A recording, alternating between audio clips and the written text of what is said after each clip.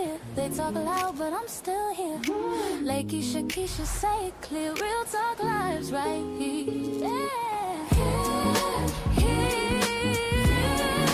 Spilling tea, no sugar, no fear. I'm still here, no fear, but I'm still here. Lakeysha Keysha, say it clear. Real talk lives right here. Stretch words like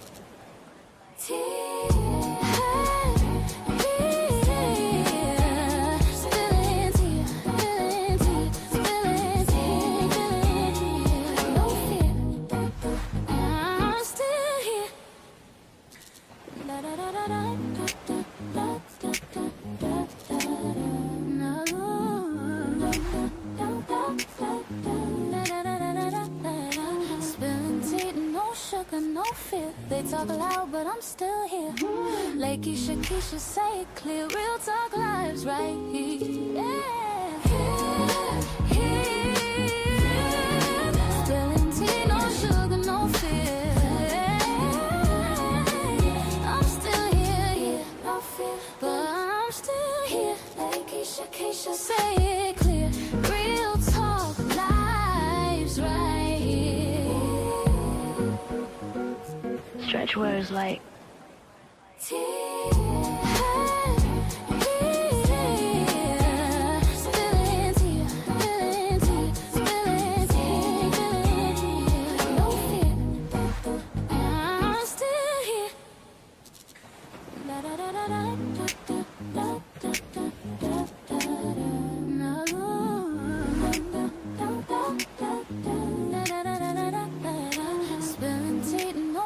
no fear. They talk loud, but I'm still here. Lakeysha Keysha, say it clear. Real talk lives right here. Spilling tea, no sugar, no fear. I'm still here, no fear, but I'm still here. Lakeysha Keysha, say it clear. Real talk lives right here. stretch words like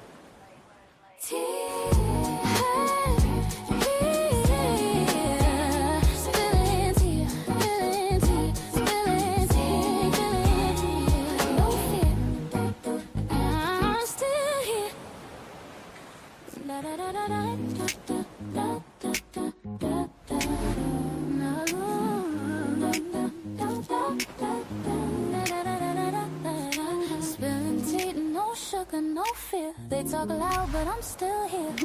Lakeysha Keysha, say it clear. Real talk lives right here. Spilling tea, no sugar, no fear. I'm still here, no fear, but I'm still here. Lakeysha Keysha, say it clear. Real talk lives. Yeah. Okay, I'm listening. Go on. Yes, I'm typing it all down.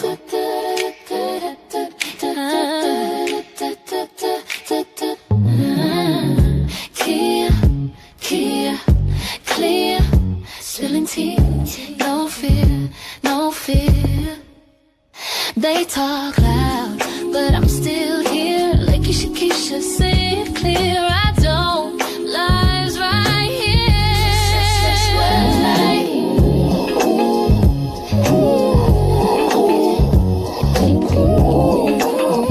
Spilling tea, no fear. I'm still here. Da da da da da da da da da da da.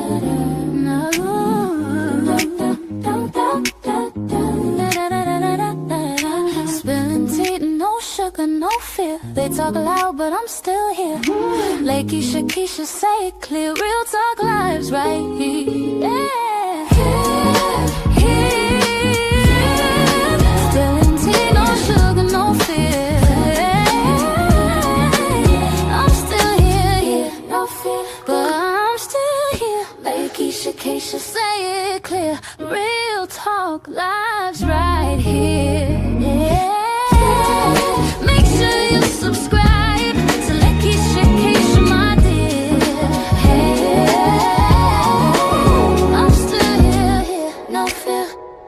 still here. Lakeyshakeysha, say it clear. Real talk, lives right here. Stretch words like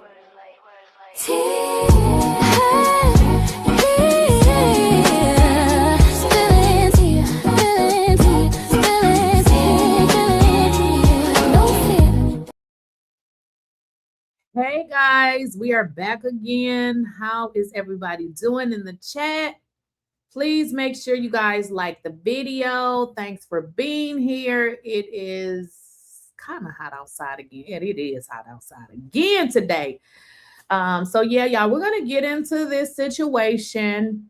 They are still waiting for the autopsy results. If you guys recall, Nolan's body was flown to DC. But I don't know, guys. It seemed like a bunch of sketchy shit is going on because we haven't even received the autopsy from Mississippi. We have not saw the autopsy from Mississippi, and they are saying that it's no foul play. Now, keep in mind, there's different things that's coming out, and we don't know if it's true or not, but what we do know is what the parents are stating, and what they've been stating is that the police or whoever that's investigating this, whether it be the detectives, nobody is telling them anything. The parents don't believe that Nolan just mysteriously wandered off without his phone. That don't make sense. Would you listen? I won't even leave my house without my phone, even if I'm going to the grocery store right up the street. If I leave my house and my battery is low, if I don't have my cord and I can't charge it in my car, I don't go. I don't go nowhere without my phone. So you're telling me that Nolan went on an island and just told them, okay, take my phone, take my car keys. Yeah, that don't make sense. Nothing about that makes sense. I believe, and this is what I believe that Nolan was hurt somewhere else, and I believe they brought his body back there to that island that they were on. I don't believe anything that they're saying. It don't even make any sense. I mean, come on, y'all. We ain't dumb. Nolan was smart. He played sports. He wasn't a slow kid. Like, come on now. Who is? And also, guys, if you guys recall, Ben Crump said in the video, which we're going to get into, that Nolan was saying, give me my phone. Give me my phone. What are you doing? And then now Ben Crump is saying this. So keep in mind, guys, Ben Crump, who is the attorney for the family, they're doing their own investigation. Now, Ben Crump has information that is saying that they did take his phone, and they did get into it because they took his phone. Now, they took his phone, ended up with his phone, and he ended up unalive. Listen, I said, is this premeditated? Like, did they intentionally do this? Because according to what they're showing as it relates to this pool party would have happened after they told his mother that they didn't know where he was. So this is given that did they plan this? Something just does not add up. Nothing is adding up. But I want y'all to know that those boys are catching a lot of heat. They are doing all kinds of things in Mississippi because even Mississippi feel like he's not getting justice. Tonight, the push for answers in the death of a North Texas teen. 3 months after the body of 18-year-old Daniel Irving was found in Lake Ray Hubbard, there's been an arrest in connection with the case. Our J.Lo Washington breaks down the timeline of the last few months ahead of an update. Oh, wait a minute, y'all. I think I done played the wrong video. Okay, that's something I want to show you, but I'm going to show this one last. I'm sorry, I done played the wrong video. That video is for another person that was unalive, but we'll get into that one later. A community in mourning and demanding answers. And we just want to know what happened to Nolan. After the mysterious death of Mississippi teenager Nolan Wells following a boat trip with friends to Horn Island on the 4th of July. His mother contacted authorities late that night when he didn't come home. Needs to report her 18-year-old son Nolan Wells missing passing at 3 Amor Island. Christine Wells-Wansley told us she got a call Saturday night from one of the friends Nolan went to the island with. What did he say? He said, "Hey, Miss Christine, have you seen Nolan or talked to Nolan?" I said, "No, I thought he was with you guys, you know." He's like, "No, nobody's talked to him." Early the next morning, Nolan's father, Elmore, says his son's high school football coach took him out on a boat to search. Got off the boat, walked the island, and then got back on the boat and went around the island. Did you see anything? Nothing. The Coast Guard and United Cajun Navy searching simultaneously, but it was a day later when Nolan's body was recovered. There's basically a black hole between about 4:30 on the 4th of July in the afternoon until when Nolan was found. Authorities have not released a cause of death. Do you think there's a possibility that your son drowned accidentally? Honestly, because of the way the stories are just so inconsistent and how that day went, it's just, you know, we can't say for sure. His grieving parents believe race may have been a factor in his death. I don't want to believe it is, but unfortunately, there's evidence to show that things like this happen.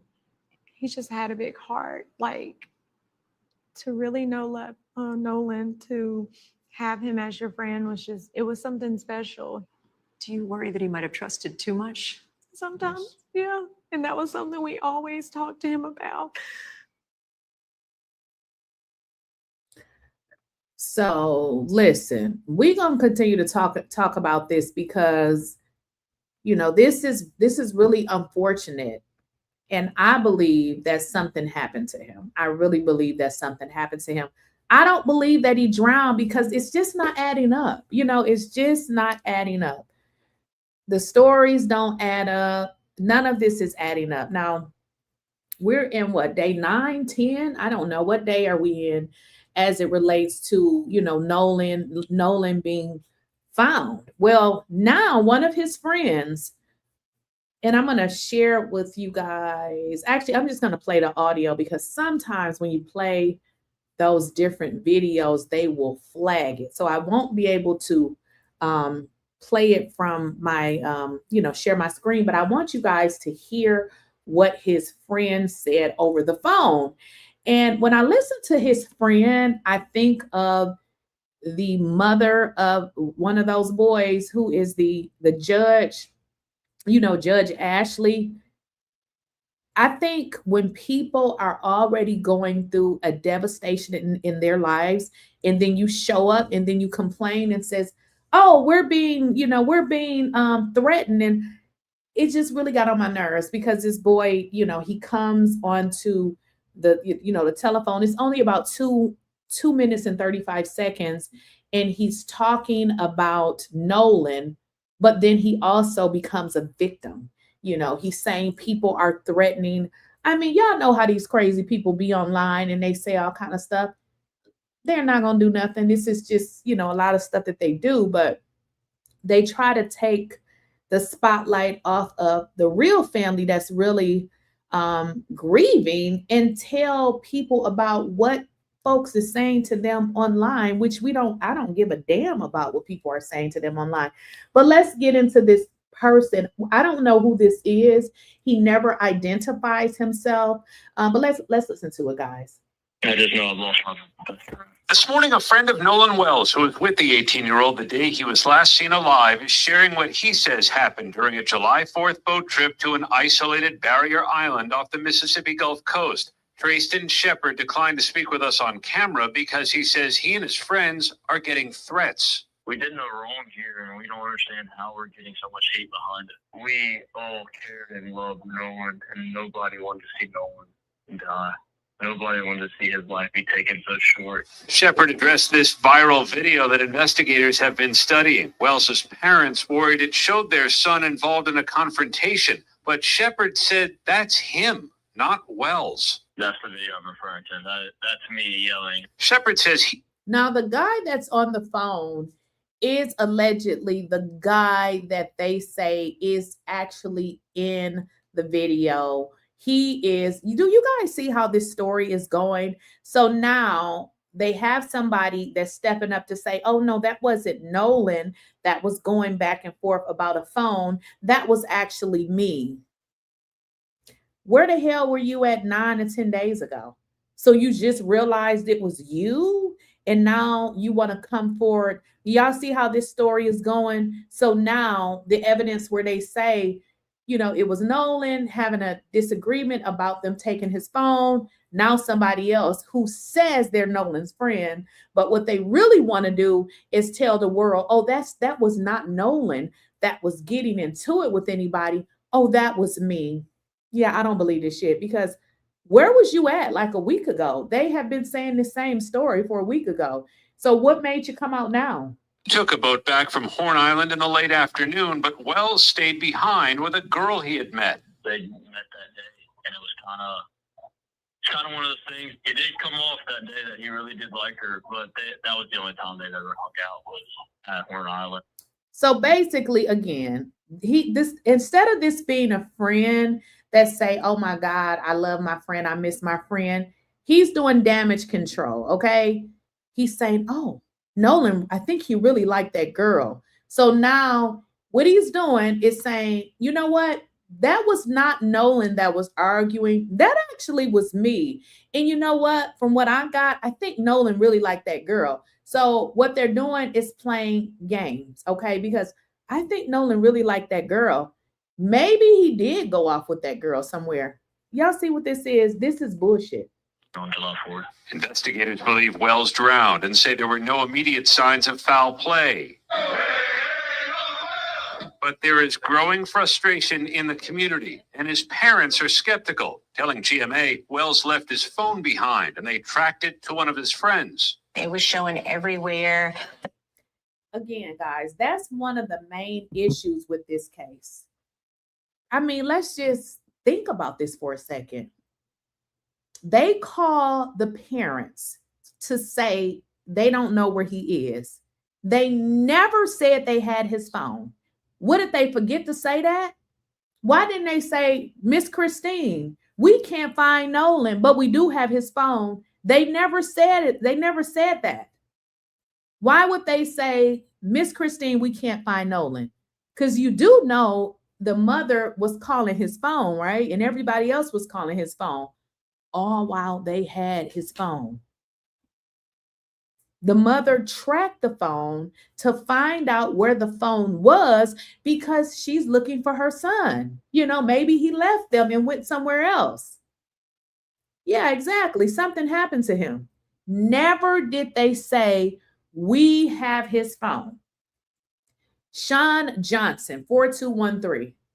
You said, and this is what I'm hearing, that they needed dental records to identify the body to make sure that it was indeed Nolan. So you know what that means, that something is wrong with his face. Now, another thing, Sean Johnson, that I learned, because I went looking, because I'm wondering, okay, wait a minute. I didn't hear the parents say anything about his face. Honestly, y'all, I think the parents are afraid to go look at him because they have not saw his body. They haven't saw his body. So the fact that they needed to identify him with dental records tells you something. It tells you something. It tells you a lot, because guess what? If they need to identify you per your teeth, it means your face. They want to make sure you are who you say you are. So they need dental records to identify the body to make sure that it's indeed Nolan. Also, the trauma the body endured can be deemed unrecognizable to the point they would need dental records to identify. I agree. Now, one thing I forgot, guys, I got to do this before we get further into the show. Now, if you guys are new to the channel, make sure you guys go ahead and subscribe. If you enable your bell notification, that would let you know when I upload new videos. It also lets you know when I go live. Now, if you want to support the channel, one way to support is actually watching the video like you're doing now, hitting the like button. Another way is you guys can definitely, you can Cash App. You don't have to, but if you do, it is @ Lakeysha Keysha. If you want to super chat a question, you can definitely do that. What I typically do is pull, you know, the questions and stuff that y'all put in the chat, and I just do them randomly. But if you have something that you definitely want me to read, feel free to super chat it, because I just grab the questions as I, you know, want to, you know, read it or whatever. Now, another way, obviously, you guys can purchase a membership. Now that that's all out the way, let's finish the show. So yes, them needing to identify him via the dental records is scary. And I do believe, well, I don't believe, but the parents have not saw the body. And guys, I've never really heard of that. I thought that was one of the first things that happens when somebody passes away. So the fact, Ben Crump told the parents, don't identify because you don't know if he messed up. Oh, I don't know what you mean, Brandy, when you say you don't know if he messed up. I have no idea what that means. You don't know what messed up. You said Ben Crump told the parents. I haven't read anything where Ben Crump told the parents not to identify the body. So we don't want to just be, you know, going with anything. But what was I saying? One of the things that really stood out to me is that they did not voluntarily give that family their son's stuff. That is sketchy. Let me just tell you why it's sketchy. The fact that they are looking for their son. If you're looking for your children, what generally do you do? I know me, I be blowing phones up. I be texting like, if you don't answer this phone, crazy, what is wrong with you? So that is what people gonna do. So all while people were looking for him, they were sitting there with the phone like this. Whatever they was doing, reading messages, deleting them, it just doesn't make any sense. So you can't tell me that they didn't have anything to do with this when their actions say otherwise. Now, we must not forget, okay, because the parents said themselves, okay, the parents said themselves, if you guys forgot, let's go. Out. He just, even at a young age, I don't know, he was, how old was he? 18. No, not 18. When he was a baby. He did little dance. So his father and I were having a moment. And as couples do, and even in that moment, he runs in the room with his diaper. I'm reading your comments, and I'm going to just read this one, and I'm going to let the video play. The girl who told the dad where Nolan's car keys was also said Nolan was at the pool party and got jumped and hit in the head with a pipe. They took his body back to the island on the 6th. Let me make sure y'all understand. I believe it is a reason why the family have not saw his body, because they already know. I'm just telling you, because they haven't identified the body, I believe, because they already know. I'm just telling you. And then if you think about it as a parent, she already knows that her son is gone. If she has to go see her son anytime before the funeral, she would not have any energy to do anything that she's doing. And if she wants to bring her son any kind of justice, she has to do it now. I was speaking to somebody the other day about how the algorithm works. Unfortunately, the algorithm don't give you time to rest. It works when it works. When it don't work, it don't work. So I believe that they have enough information that they already know that Nolan was probably beat up. Because, I mean, you guys already said it. Like, why do you need dental records? If my face is my face, it was my face today, it was my face yesterday. Why do you need dental records? I think we pretty much know that. And I believe this is why they're doing a lot of these press conferences. Because keep in mind, guys, we want to keep this on everybody's mind. We need to let these perpetrators know we have not forgotten, okay? We have not forgotten. Y'all need to be in prison, and we're going to continue to talk about it. And this is why now you see them coming out doing interviews. Okay, now you want to do an interview, but you do an interview over the phone. Why come you can't do a face-to-face? You know why you can't do a face-to-face? Because when a liar lies, it's very hard for them to do this, to look you in your face. They can't do that. Most liars cannot look you in the face. So, hey, I'm just going to do an interview over the phone. have to move in certain spaces.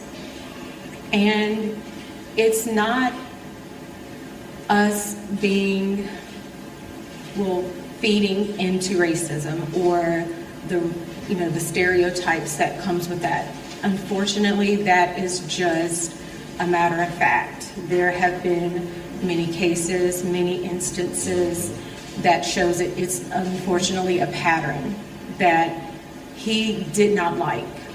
He did not like that there was so much division, and I think that's why God gave him us. He was really a peacemaker. Somebody put in the chat, I'm gonna put this on there and let me know if this bothered y'all. I keep cutting it off, but I be seeing these messages that y'all put in here, but I can't find it. But somebody put in the chat, okay, here it is, Deborah. Ben Crump did say on Don Lemon that he did not feel at the time the mother should wait to identify the body. Now, I heard that. Now, I did hear that part. And it made me think like, okay, why would she wait? Again, Ben Crump has years of experience. I'm sure he has put this all together. This is how we know him being an attorney, he can put this together, but you got the police that ain't doing shit. I believe that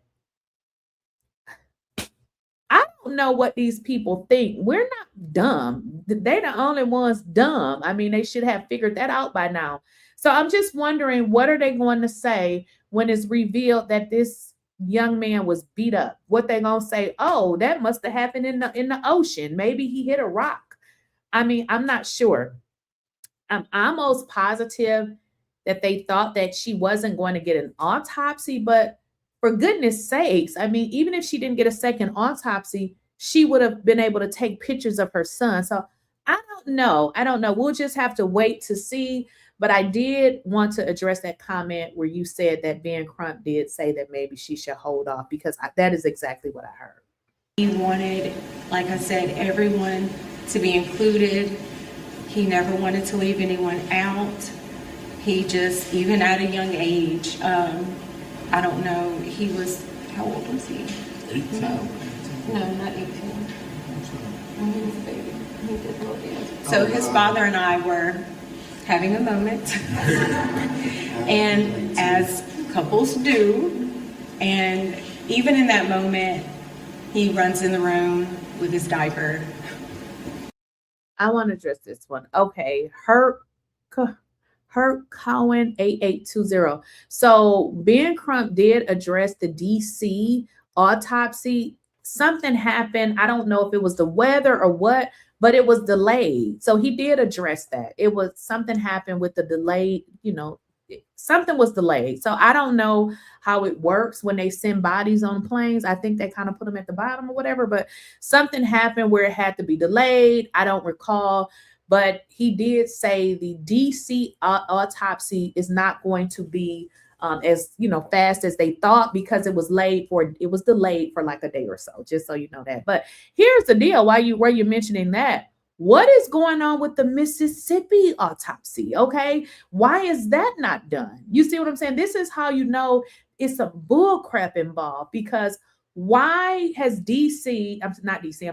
how is it that Mississippi has already indicated that there's no foul play, but they have not released the autopsy? This is the same type of shit that they have done with the Karmelo Anthony case. They say, Austin, why come we can't see the autopsy? Whenever they don't want to show you information, you better know that it's a lie being told.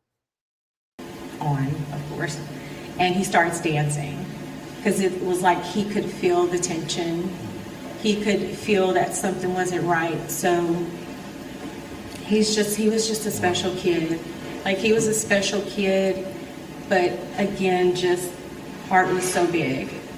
And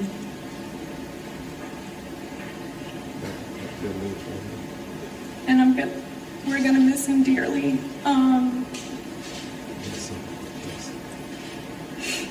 But we are grateful, especially to our friend Tashima, who actually was one of the people who helped us that night. She went and picked up his cell phone from where it was, and then provided that to us because we of course remember, guys, they called the mother to say, we don't know where Nolan is, but you never said, we don't know where Nolan is. Oh, we got a cell phone. Why did you leave off that part? You dummy. Like, everybody is tracking phones. Like, everybody got one or a couple people tracking them.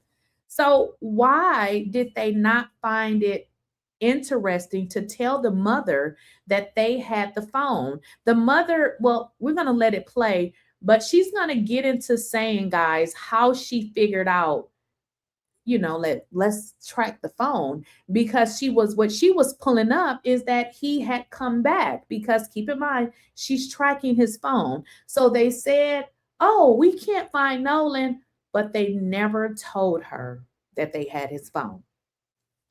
My joy. Could Mississippi be waiting for toxicology? Well, here's the deal. All they have to do is say it. I think the problem with this case is they're not telling the parents anything. So if they would say, hey, we're done with the autopsy, we're just waiting on the toxicology reports, wouldn't that be the appropriate thing to say? Keep in mind, these parents went and got an attorney simply because they felt like they were not getting any information from law enforcement. They didn't just decide, oh, we're going to go get a lawyer. No, they decided based on everything that was not happening in the case. They was not hearing anything from the police. Keep in mind, your son has passed away. He was with his friends, and the police ain't reaching out to you to tell you nothing. Then if you guys paid attention to that TMZ interview that this friend gave, do y'all recall the friend said that he was there and the police had never even talked to him? I don't believe the police are trying to solve this. It seemed to me is that they're trying to make it seem like Nolan just died on his own, because gotta understand, the mother, the stepmom is a judge. And well, we know the stepmom is the judge simply because she has come out and said this, but they are also saying that the father is a doctor. Now, I don't know how true that is, but there is a picture that I have, and they say that it's the father. Again, the father has not come out and said that it's him and that he's a doctor. Frankly, we haven't heard anything from the father. Contacted authorities to figure out who to do the report with, whether it was the county or the city, which then turned into DMR, who I contacted immediately from there.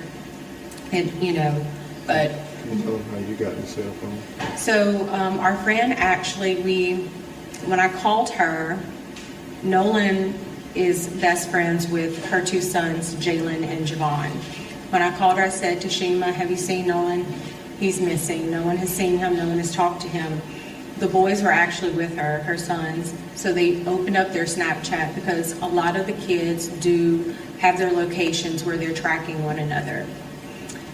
So one of the boys says, well, it's showing that, I can't exactly remember what his location was showing, but my Life 360 location was showing something completely different.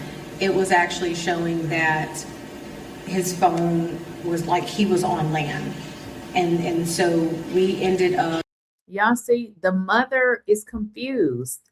These are the same people that called the mother to say, we don't know where Nolan is, but never told her that you had his phone. So now she's on her Life 360 app and don't understand why it's showing that he is on land, because they didn't even tell her. They're suspicious, and I believe they unalived him. That's what I believe, because you can't find him. Why didn't you say, we don't know where he is, we need to give you his phone? You do understand that all of the people that's looking for him, they're going to call his cell phone. Why are you guys intercepting his calls? She received the phone from that parent, and then we met up where his car was, which was at a separate location. There were issues obtaining the key, but even so, there's just a lot of... Tell them about what happened with the key. So I'm going to let my husband tell you about that, because he actually... Now, keep in mind, she's already described the situation with the phone. They did not come out and say anything about the phone. That is number one, which raises eyebrows like, okay, y'all, when were you going to tell me about the phone? Now, the father goes over, the guy is Jax. He's one of the people in the picture. Goes to Jack's home to get the car keys. Jax lies, pretends like he does not have the car keys when some female on the phone says he does have the car keys. They're on top of his Xbox. Listen, I know how serious the damn Xbox is. We got 3 of them in my house because they could not share. So everybody got their own separate one. You cannot tell me that you didn't know what was on top of your damn Xbox. Went up to the door to get the key because at that point I was just not in my right mind. This has just been an awful situation, just terrible. 𝐿 the father. Okay, so the situation with the key. When we got to the house, a few of his friends, they were already there, and they were at the door in the house asking questions. So when I walked up, they were getting, things are getting kind of intense. So I turned to them and told them, I need you guys to calm down. I don't do this to me right now. I need them to kind of trust me so they can give me something. So I was able to calm them down. So the guy, he's in one of the pictures, but he came out of the room half asleep or whatever, I think Jax or whatever. And I said, look, I'm Nolan's father. I'm here to get his keys so I can get his car. I said, he's like, his car was in the yard. His car was parked in the yard. So he was like, I don't know, man. Nolan's like my brother. I said, well, if Nolan was like your brother, would you please go in your room and see if you can find my son's keys so I can take his car home? He walks off, 2 or 3 minutes, come back. I can't find the keys. I said, okay, so at that point, I get the boys and I move them out the house because I didn't want them to go into the house and start tearing up these people's houses because there'd never be a hole in the situation. So walk outside by the car. One of the guys that was in the house with us, he was on the phone with a girl, and the girl told him that Nolan's keys were on top of this Jax guy's Xbox in the house because apparently she was there with him earlier. So he goes back up to the door by himself, and 5 minutes later, the keys come out. So now I feel like you done lied to me. So now I'm really like in distress with you. But as far as the night goes, if I knew anyone who had a boat, I would have went out that night looking for my son. We tried, but I don't have friends with boats. But if I knew someone with one, I would have went out that night. And this so happened that his coach saw all the stuff on Facebook that next morning and called and contacted me at like 5 in the morning, asked me, did we want to go out? And I told him yes. So within an hour, he was at the dock. We met him and we went out. We docked the boat, got off the boat, walked on the island, walked a pretty nice stretch, came back, got back on the boat, went around the island, looked, came back around, and where we went to, that's where apparently they say that his body floated up. I don't know a lot about water currents over there, but I would think that we would have saw his body. And on the trip there was a family that stayed the night on the island, like actually tented out on the island. So if he was left, he would have saw that family on the island, and it was 2 of the boats docked, so he would have had help. So I don't know. I don't know. I think we stayed there for like an hour and a half. That's when Jackson County and the sheriff department showed up, and they were going to do their rounds. And I had a classmate of mine, him and his 2 boys, they came out and they searched, and then they got back in touch with me and said the Coast Guard. I just want to say something to y'all comments because listen, y'all think how I think. Why would you say Nolan is like a brother to me when Nolan dad is asking for his keys? You know why he said it, Trisha. because you're guilty. This person is guilty. Let me give y'all, and let me just give y'all a quick example. I have a person in my family who I do not mess with, a cousin. I don't mess with her because I found out that she's a snake, okay? I don't mess with this girl. She talks to my mother all the time, okay? I don't care. She tells my mother, I never talk about Keysha. I would never talk about her. My mother tells me, y'all know what I did? I just start busting up laughing. I said, so the reason why she felt so guilty to tell you that is because that's exactly what she does. And that's why I don't F with her. Because why did she think that she needed to tell you that? I never tell my mother, don't talk to this girl. I don't care. Okay. That is guilt. Why would Nolan say, I'm sorry, why would this friend tell Nolan's father? Nolan is like a brother to me because his ass is guilty. See, when people do what liars and people that do stuff don't really do correctly is they don't think through their lies and what they're going to do. So therefore, they don't get to see what what the natural reaction is going to be to people who are going to be looking at them like, what did you just say? Yeah, he said it because he was guilty as F-U-C-K. It was so out of place, and it made no sense for him to say that.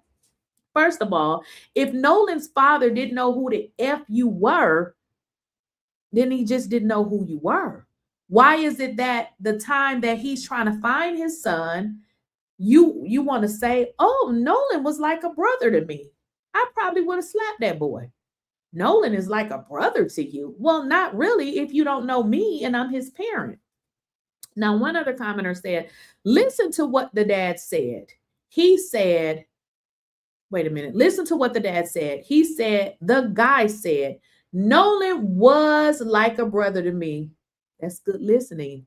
Was, because he told on himself. He already telling you that Nolan is gone, is what he's saying. Because why would you say Nolan was like a brother to me? He's using past tense because he Nolan has passed away. Nolan was like a brother to me. Was? I mean, is Nolan gone? I mean, what is it that you know? Nolan is like maybe, but it still was weird, but Nolan was. And see, that's the thing I'm saying, guys. When people lie, that's why I don't lie. I don't care how it sound, my truth, how messed up it sound. I'm just going to say it. Because when you lie, you got to keep telling lies. Who can remember that shit? He said was because he already know what happened. And it's almost hard to trick yourself to say something different because mentally it will just come out was because you know that Nolan is gone. So yeah, he was like, but he wasn't a friend to me. Well, he probably was a friend to them, but they weren't not a friend to him. You said this took place before they even found Nolan's body. Nolan was supposedly just missing at the time.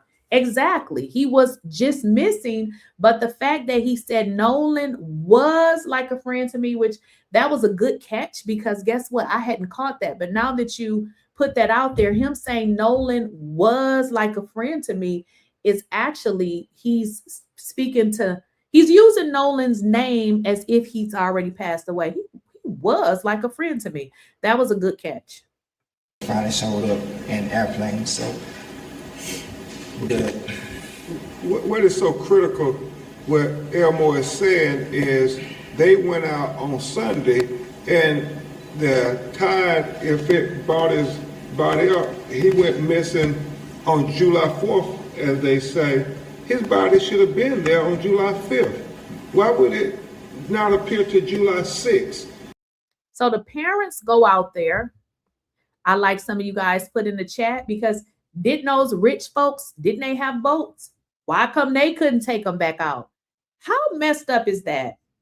My kids was with your kids. My kids come up, my son come up dead, and you can't even take me back out there. These people are not stupid. You see what I'm saying? They're not dumb. It's the actions. It's how everybody is acting. Y'all acting weird. You people are acting weird.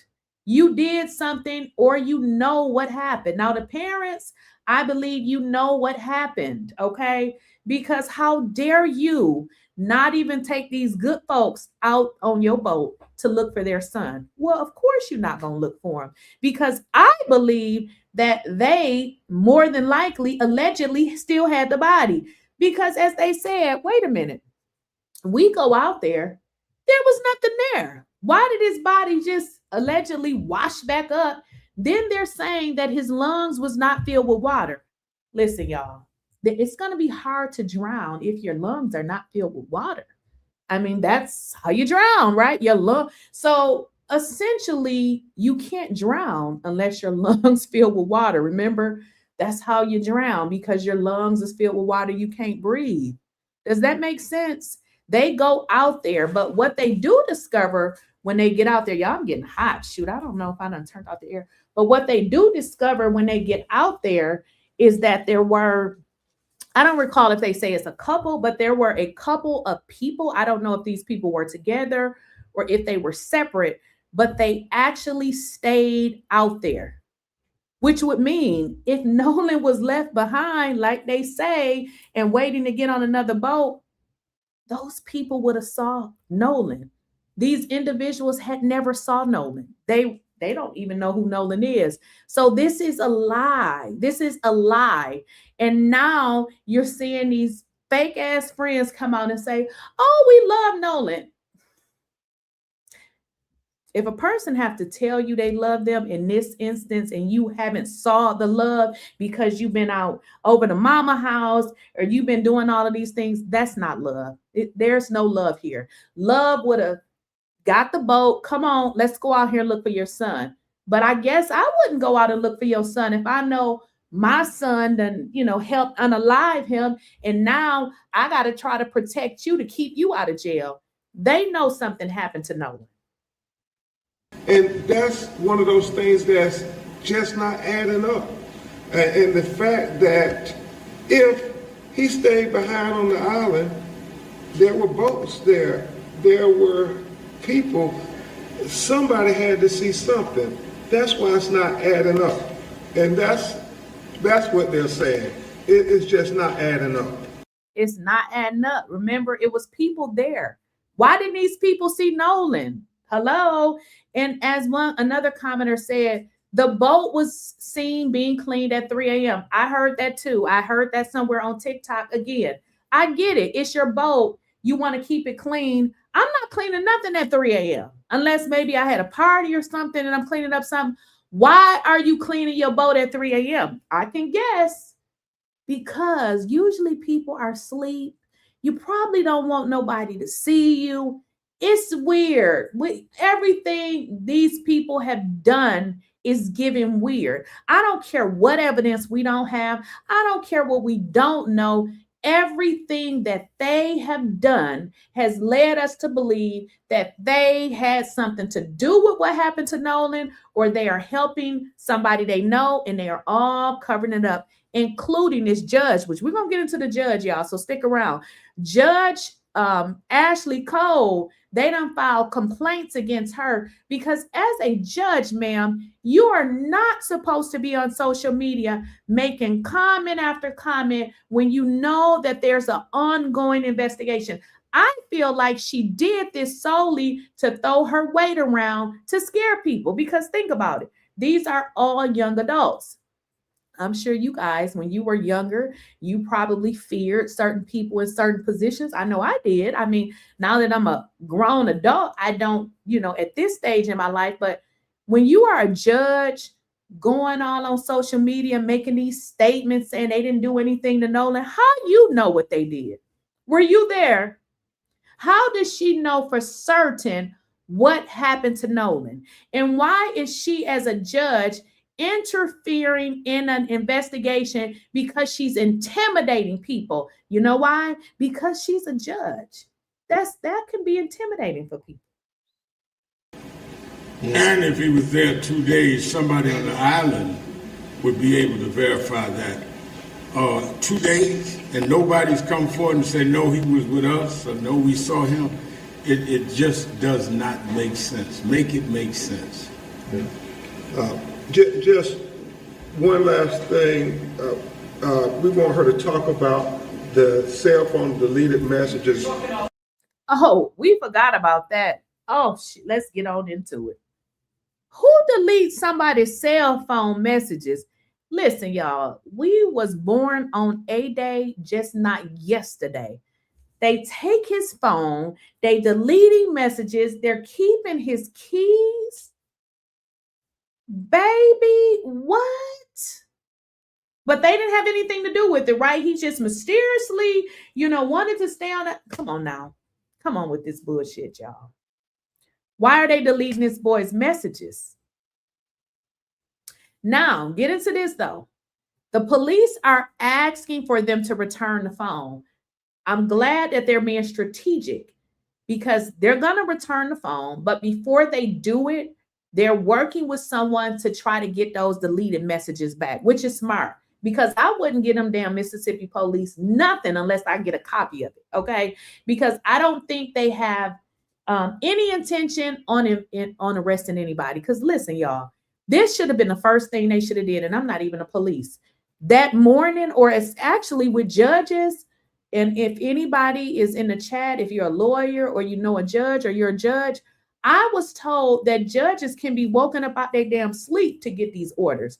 They should have got search warrants for these immediate friends' homes. What are we doing? You are allowing evidence to seep away. You should have got search warrants, searched their damn homes. You should have took their cell phones. Why are we just believing that Nolan? I know what we believe. Well, not we Black folks. We're not believing it, but they just don't give a damn. They don't give a damn about Black people because we just gonna run with this narrative that a teenager, listen, sometimes my adult kids will leave their phone in the kitchen. Let them know that I'm in the kitchen. Baby, they've been them bust their head trying to run in there. They don't want you nowhere near their phone. So why would Nolan give these people his phone? This don't make sense. Not only are they making it seem like he gave them the phone, he was stranded with no phone. Y'all, that don't make sense. That's like you riding with your friend. You say, you know what, I'm going to catch an Uber or Lyft. Well, hell, you even need an Uber and a Lyft. You need your phone to call. And then you just be like, okay, well, just take my phone. I'll figure it out. None of this shit makes sense. What was it in Nolan's phone that they felt like they need to get this boy phone and ultimately take his life? What was in the phone? What was the phone? What was it all? The phone, what was it? Ben Crump also states that, again, Ben Crump is doing his own investigation, that they said that Nolan was saying, give me my phone back. What are you doing? What are you doing? What was in the phone? Y'all think maybe they was G-A-Y? I mean, what do y'all think them little nasty white boys was doing that he had something that they was willing to take him out of here to get that phone? What did he have in that phone? Something. I'm sorry. I thought my voice was loud enough. One last thing. We want to have Christine talk about the cell phone from her perspective before they tell you who Nolan was, and then we'll take your questions. So when we made it home, my sister and I actually went through Nolan's cell phone, particularly Snapchat, because that is so popular with the children. And when we opened it up, there was nothing. There were no saved pictures. There were no snaps from that day. And we did open it before the 24-hour expiration. So we found that very concerning, only because anyone who's ever been around Nolan will tell you at social gatherings, he's taking videos, he's taking pictures, he's even... So Nolan went on a whole trip and didn't take one picture. They don't do that. They are forever taking pictures. Nothing was there. So she explains, look, we got the phone back within the 24-hour because I'm not on Snapchat, but I know kind of a little bit how it works. You know, after 24 hours, it's gone. So she's like, look, we get the phone and there's nothing there. Keysha, they pretend like something was wrong with the boat to have a reason to not offer a ride back to the island. Yes, but I think that was just a lie too, because I mean, where is this proof that the boat broke down? I don't even know if I believe that. I believe that, you know, it seemed like something happened and maybe he captured, because I think somebody put that in the chat. Like, what if he captured a crime or something? Something was serious about getting his phone. Now, I don't know why these boys felt it, you know, fair exchange, you know, give me your phone. I'm, you know, if you don't, whatever, I don't know. But the fact that they went and deleted stuff, and we're going to get into that picture that's been posted. Of course, they're saying that this picture happened that particular night. So just so you guys know, the picture was posted that night. It was posted to the boys' social media account, where he went and deleted it. Why he deleted it, who knows? You know, so I don't know if it happened that particular night, but he posted it that night. So I just want y'all to understand, because they have the receipts where he actually posted it. See, as I said yesterday, is a lot of times people will post things and then they'll delete it, not understanding that that ain't how the internet works. You can delete whatever you want. People take screenshots of shit all the time. So just so you guys understand, the picture at the pool party was an actual picture that was posted on the guy who held that pool party that night. Now, what we don't know, if it was an old picture. We don't know if it was an old picture. We just know that it was posted that night. It was really posted that night. Why he decided to take it down, or furthermore, why have all of the friends taken away pictures? Why have they made their profiles private? You know, the judge had deactivated. All of these are things that we're saying, y'all are acting really guilty, okay? People I know die every day. You don't see me doing anything strange. Hey, that ain't got nothing to do with me. But the fact that y'all moving so weird is telling us what we need to know. Come up to me when I'm getting ready to go to bed. Hey, Ma, come on, take a picture of me. You know, like he just, that was Nolan. So that's why we feel that things may have been deleted, was because of the fact that there was nothing in either one of his accounts. But I do want to say this. I would hope that any parent who, God forbid, would be in our situation, I would hope that you would do the same thing. I would hope that you would ask for any help, receive any help to get answers, because at the end of the day, that's all we want. We just want to know. We just want to know what happened and why our baby didn't come home. Like that's our biggest thing. And we are so grateful to everyone, family, friends, classmates, United Cajun Navy, everybody that's assisted us. We appreciate you. There's not enough thank yous that we could say or give to you, but I just, you know, we just want to know. We want an honest, thorough investigation. That's all we're asking for. Do you want to say something about who? So I'm going to read some super chats really quickly. Oh, here y'all come with these names that can't nobody read. What the U.S. What does this even say? I don't know what this say, but thank you for the super chat. Why has no one been arrested for underage drinking drugs? Okay, exactly. You know, listen, They can literally, well, they do it to Black people all the time. Like, look, we can't find evidence that this happened, but we gonna bring them jokers in because we know this happened. And why you got their tails up in there? I mean, just lie to them like y'all do to Black folks. Your buddy said you did it. They don't care. It's clear they don't care. And this is why these folks feel like they can move like that. But I'm telling you, y'all gonna run into some crazy folks like me. If any of mine come up missing, I'm coming for all of yours. I don't even play fair like that. Y'all need to be careful who y'all messing with. Everybody ain't gonna be a Christine. Yes, judges have rotations for duty like surgeons. Why have they not gone and got a search warrant? Why? Why? Thank you for your super chat, Successful MD. Successful MD again.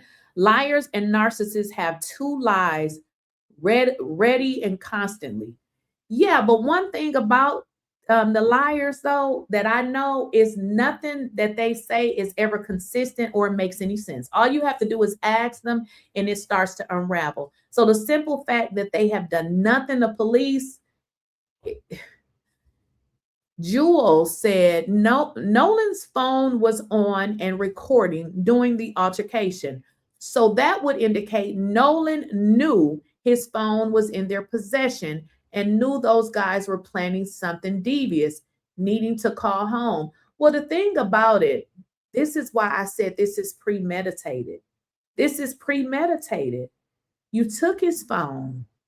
Now, if that picture, well, here's the deal. We know that picture was posted, okay? And it seems like the picture was real because, first of all, what would be the reason of him posting that picture? I don't know what would be the reason, but I don't know. But it seemed to me that they took his phone simply because he couldn't call. I mean, if you're going to do something to somebody and they got a phone, good luck with that, but it does seem like this was premeditated. It does to me. It really does. Nolan was, and then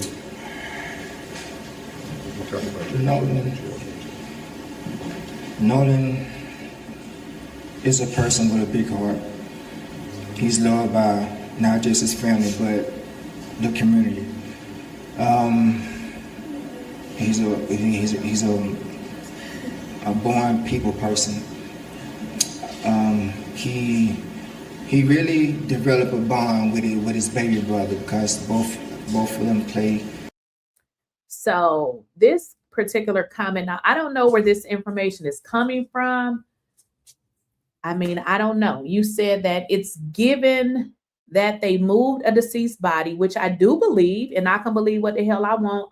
I feel like that they moved his body. Nobody can drown if their lungs ain't filled. Come on now. Get on up out of here with that. And you're saying, and they urinated on a deceased body, according to witnesses? Just disgusting. I don't know who these witnesses are, but I guess. But we do know that they withheld his phone and his keys. Yeah, I feel like it's given premeditated to me. I mean, just on the act alone that they took his phone. Like, why do you have this boy's phone? Why do you have his phone? You did not voluntarily give his phone back to him. I'm sorry, back to his parents. You literally kept his phone. So the fact that the phone was kept and you guys didn't voluntarily return it, yeah, it's given that it was, to me, it's given that it was premeditated.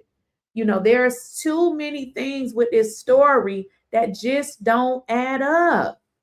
Again, we was born on a day, just not yesterday. I mean, we're not dumb. We're not dumb.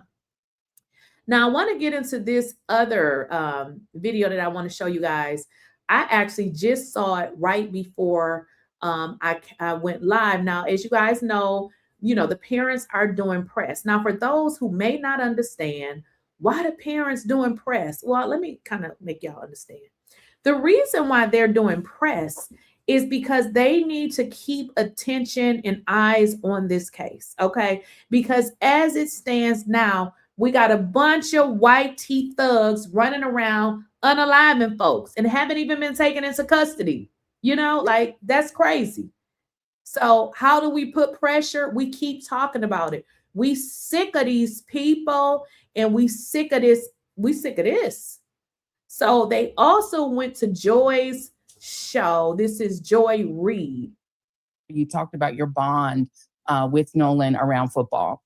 And this was something that actually figures into the sort of strangeness of this case, because you said in a previous interview that this was kind of his last hurrah to go and hang out and have fun before he had to get serious about practice. So did it surprise you to learn from his friends that he allegedly chose to not come back with the group? Yes, it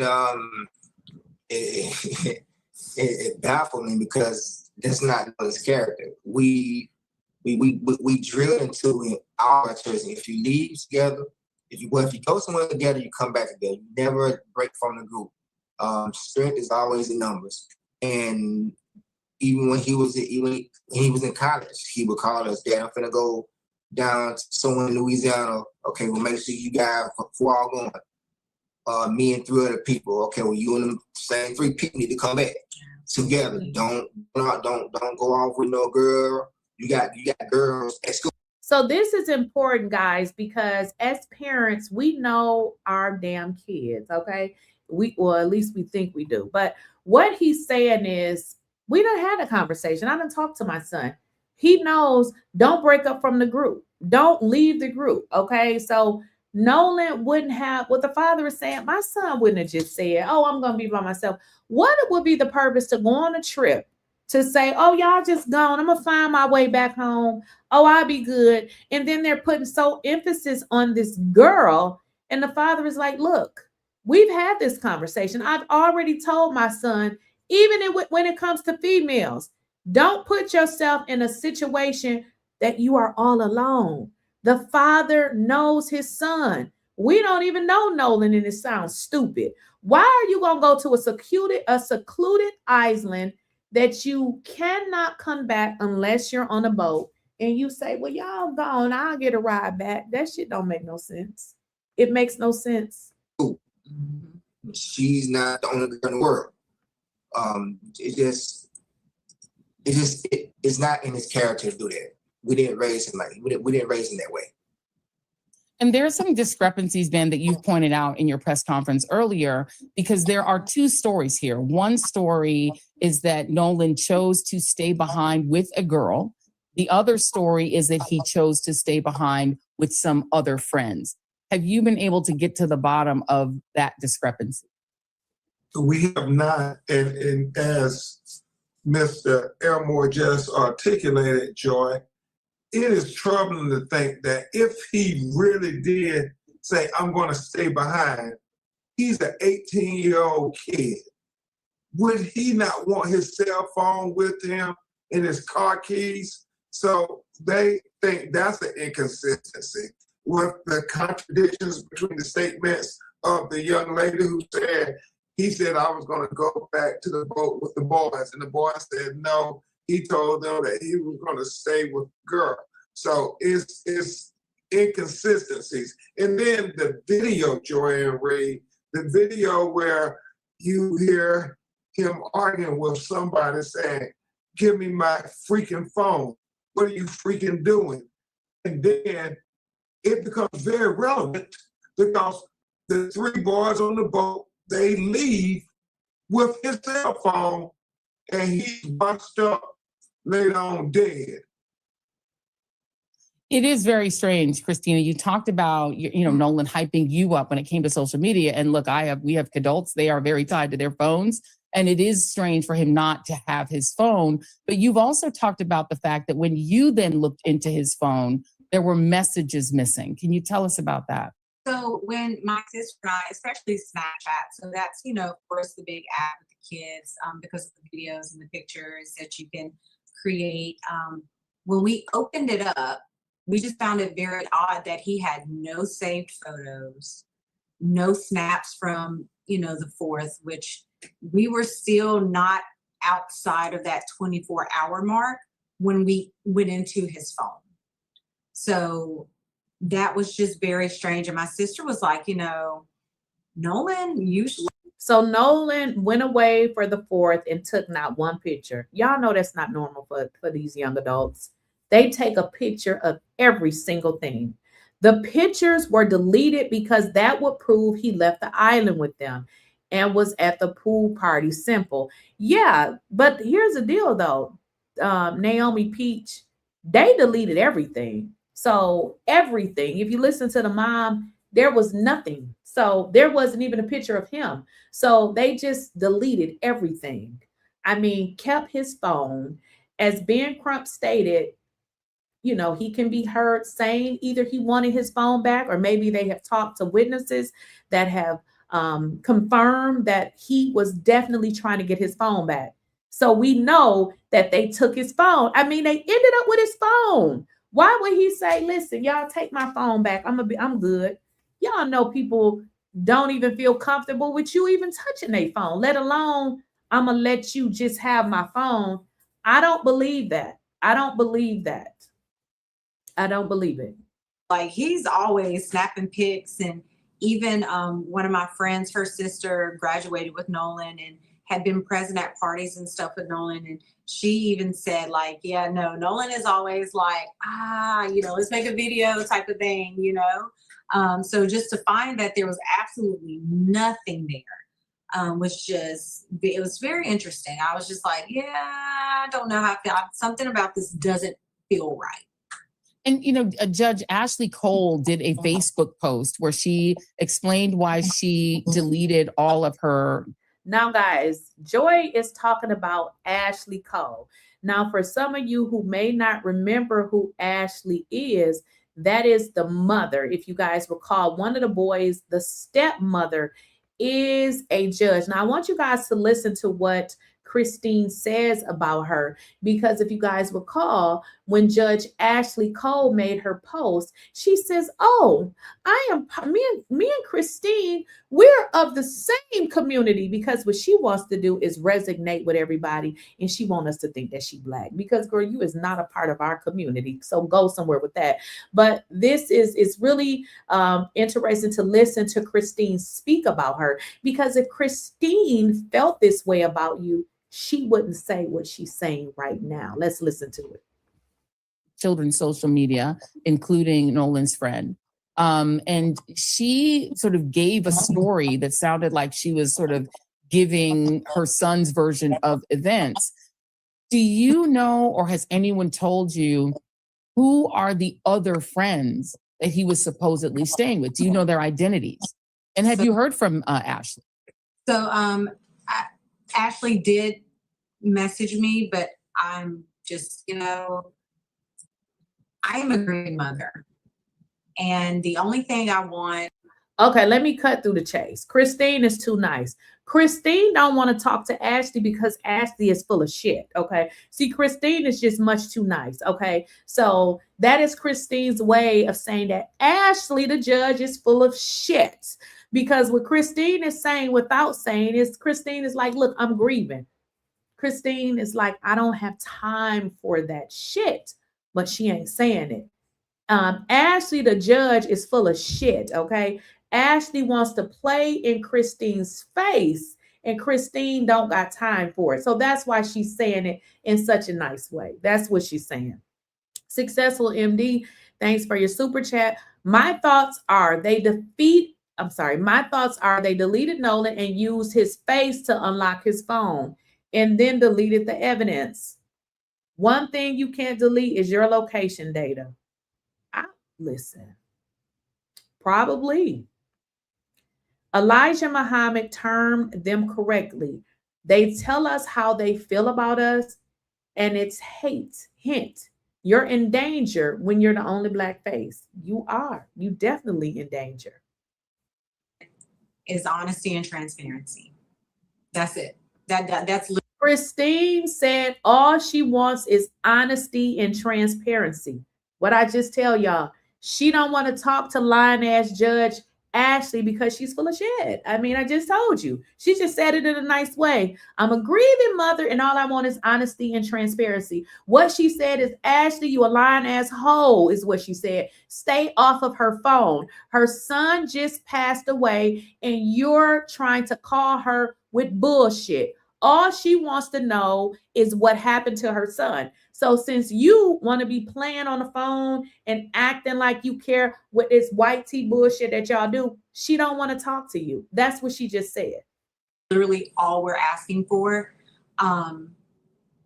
Like I'm not in a space where I really want to have those types of conversations with people. If you have information, contact my attorneys, give them the information that you have.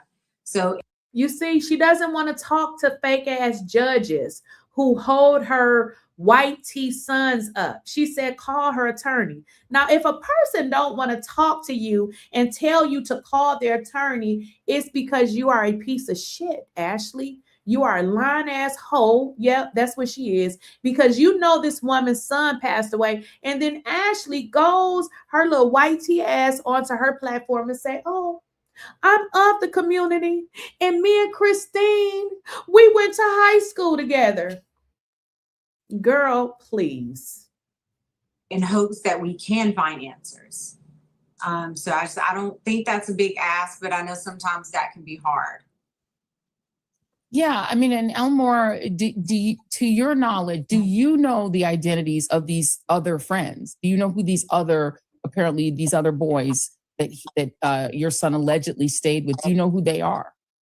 I know of them. I've met them. They've come to the house and they come in and Nolan will be like, Dad, this is such and such. So this is my dad. So I've met them before, but other than that, I mean, this is, like I said before, this was his last kind of like hurrah before he really got down to business. And that's, you know, we just wanted him to have fun one last time, so we didn't crowd him. And it's sad because it's one of those times where you. Let me just address this one really, really quickly. So here's the deal, y'all. No, I don't have any sympathy for this as judge, because one thing we do as parents, we don't know how it feels to lose a child unless we lost one, but we can kind of know that it's got to be miserable and definitely hurtful. So this lady, being that her sons was with her son, well, her son, not sons, but her son was with her, and you have the audacity to send her a message saying, oh, condolences, we really need to talk. Girl, Ashley, you're going to meet the right one in Jazz Beat, okay? You're going to message her and say, congratulations, we need to talk. Girl, we would have talked. And I'd have been the only one that would have walked out there. Be careful, girl. Christine don't want to talk to you. Do you see how this judge had no sympathy for her? She only wants to clear up her stepson name. I'm sorry, not congratulations. My condolences to you, but we need to talk. What? My condolences to you, we need to talk. No, we don't need to talk about nothing unless you're telling me about my son. As furthermore, because I may put my hands around your neck, you just talk to my attorney. Because sister girl, since you a part of the community, it ain't gonna go how you think it's gonna go. So you will be better off talking to my attorney. She has a lot of nerve to say, my condolences, we need to talk. Do you see how these people feel like we're inhumane, y'all? We ain't human. Because when our kids pass away, we should be able to grieve today and get back to business tomorrow. How are you talking to a mother who's lost her son and tell her, My condolences. We need to talk. Girl, no slack for Ashley. Ashley as a judge, y'all got to understand judges. I'm not sure what cases Ashley has, but in most states, most judges, they rotate with different cases. Let's just give you an example. Some judges may be doing family stuff. Then they may go to homicide. So Ashley knows something about evidence. So the fact that she's sitting her funky up there and want to try to make it seem like Nolan just wandered off. Oh, it's Nolan's fault. He's the one that want to stay there. My stepson asked him numerous times to get on. Girl, don't nobody want to talk to you. Folks is trying not to go to jail, okay? Nobody wants to talk to you. Nobody. You question yourself as a parent and be like, well, maybe I should have crowded them. Maybe I should have told him to stay home and do something with us instead of letting him go. But, you know, he worked so hard all summer and you know what, sir? I'm going to tell you, I'm going to stop you right there. Do not question yourself. You obviously, I've watched all of your interviews now and your press conference. You two are obviously wonderful parents, loving parents, good people. Don't question yourself. You don't need to have that on your heart. Obviously, I can see from all the clips and videos that that Nolan's friends have posted about what a wonderful young man you raised, how beloved he was by his friends. So don't put that on your heart, sir. You did all that you could. It was clear you absolutely adored your son. I want to give you the last word here because I did promise to get you all out of here and on time. Ben, what is the status of your internal, the investigation that the family is doing? What is the status of that investigation? Yes, Joe, we're waiting for the autopsy to be completed so we can try to have that part of the puzzle solved. But then we want experts to look into his phone to see if it's possible to retrieve some of the deleted text messages. We think that'll be very important. So we're dotting every I, crossing every T, looking under every rock to give him a fair investigation because we have issues with whether he's going to get that from the Mississippi law enforcement agencies. So what he's saying, guys, and that's what I want y'all to understand. They didn't just wake up and say, oh, let's go get an attorney. These people are trying to find out what happened to their son.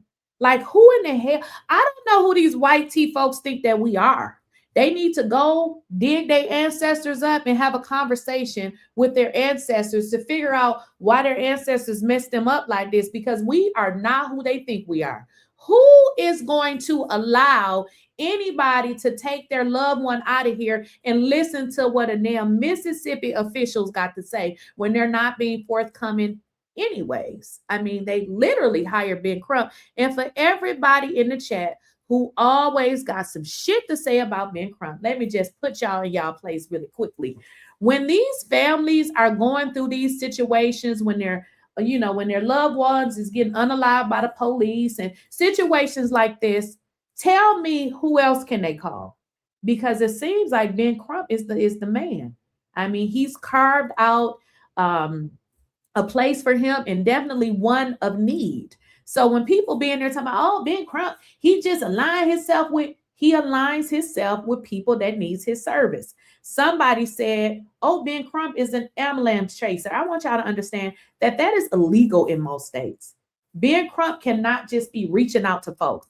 The majority of these people are reaching out to him. Y'all got to stop being so damn negative.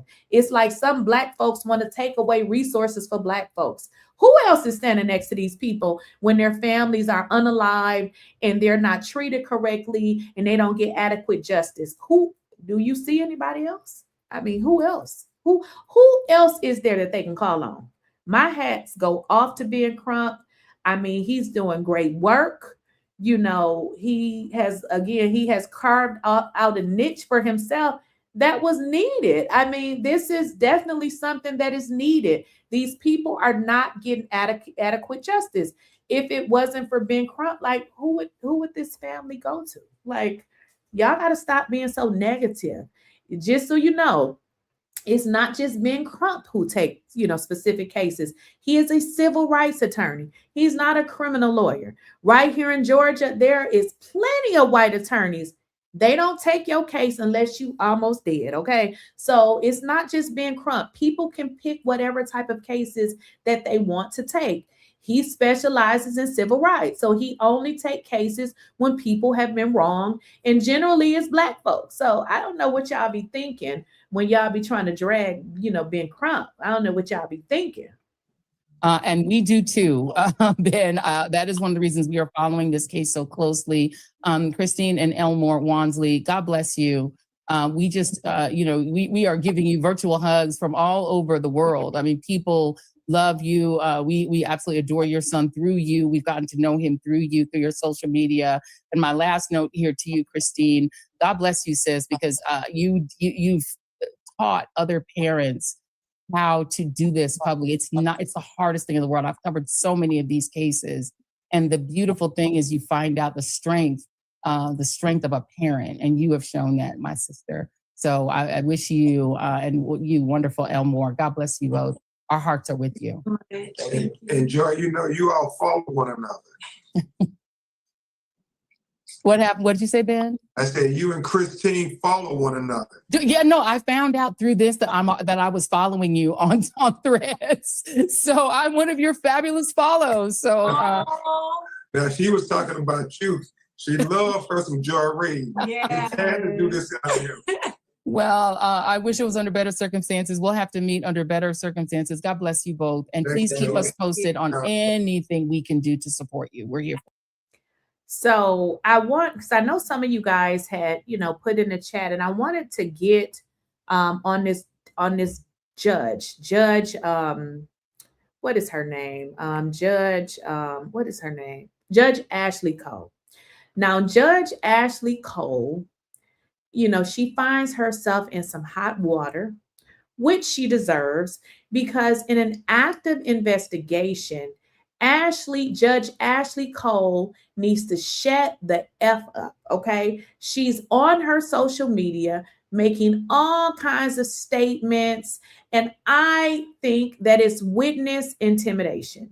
I can think whatever I want to think, and that's what I think.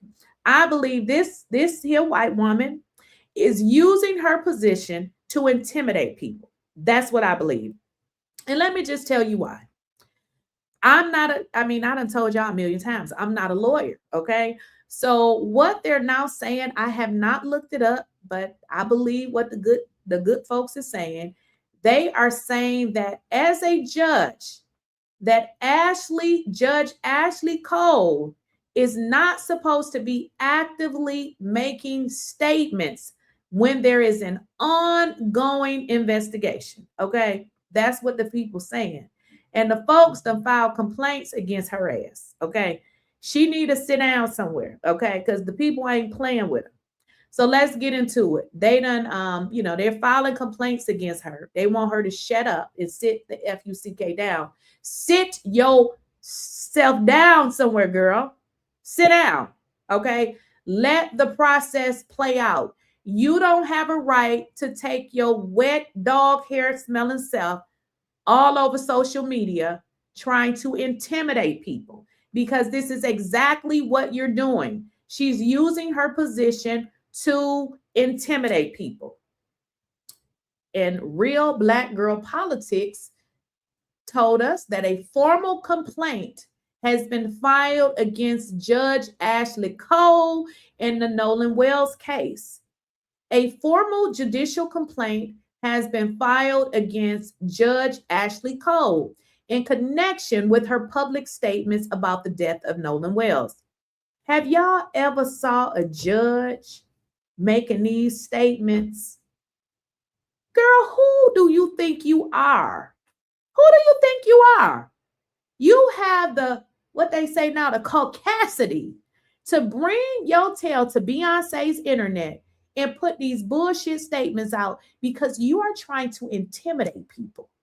This is what you're doing. You're trying to use your position to intimidate people. And girl, we ain't having it, okay?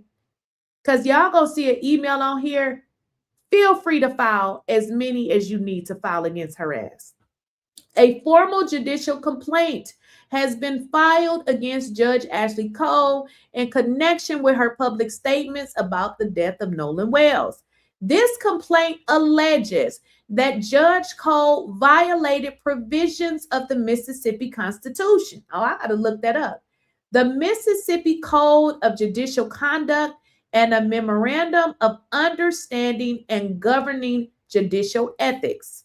Supporters of this complaint argue that because Judge Cole's stepson, Warren, has been publicly identified as being connected to the events surrounding Nolan Wells' death, her public statements about the case raise concerns about impartiality and judicial ethics.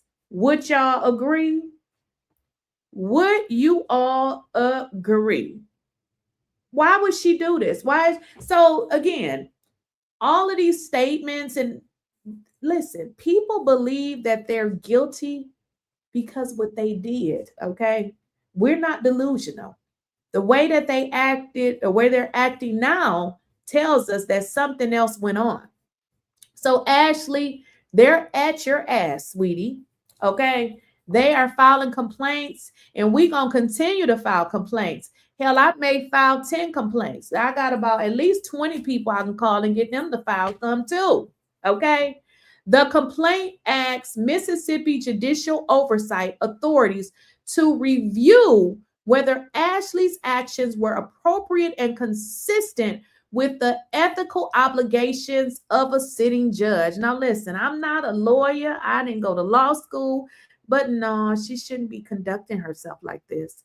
I know a judge, not personally, but a judge in Atlanta, she lost her job because they said she kept asking the folks for money, telling them to donate to her Cash App. Now, I know if she can lose her job for telling people to donate to her Cash App, that Ashley is simply out of order. Okay? It is important to note that filing a judicial complaint is not a finding of misconduct. Of course, guys, we're not saying that she did anything other than we feel like she did, so they submitted a complaint. So they have to let the process go through its regular review. So what she's pretty much saying is this is a request for an independent review. The Mississippi Commission on Judicial Performance will determine whether any judicial rules of ethical standards were violated. As of now, Judge Cole has not been found to have committed any ethical violation. The Wells family has continued to call for transparency, accountability, and a full investigation into Nolan's death. The judicial complaint represents another effort by community members to seek an independent oversight of issues they believe deserve further review. And I agree. I believe this is timely, and I believe this is exactly what needs to happen. Now, Real Girl Politics, she gave us the article and everything. So I'm going to look at it. I'm not sure, what this particular article states. But it definitely seems like everything that she's stating here. It says judicial accountability. Judges are not above the law. They must follow the same rules they enforce. Public trust. When judges act unethically, it undermines the public trust in the justice system. Justice for Nolan. We honor Nolan Wells by demanding truth and transparency and justice. What happened? Judge Ashley Cole's stepson, Warren, is tied to this case. She stated she was not there, then proceeded to give facts of the case as if she was. Again, ma'am, lady, girl, you were not there.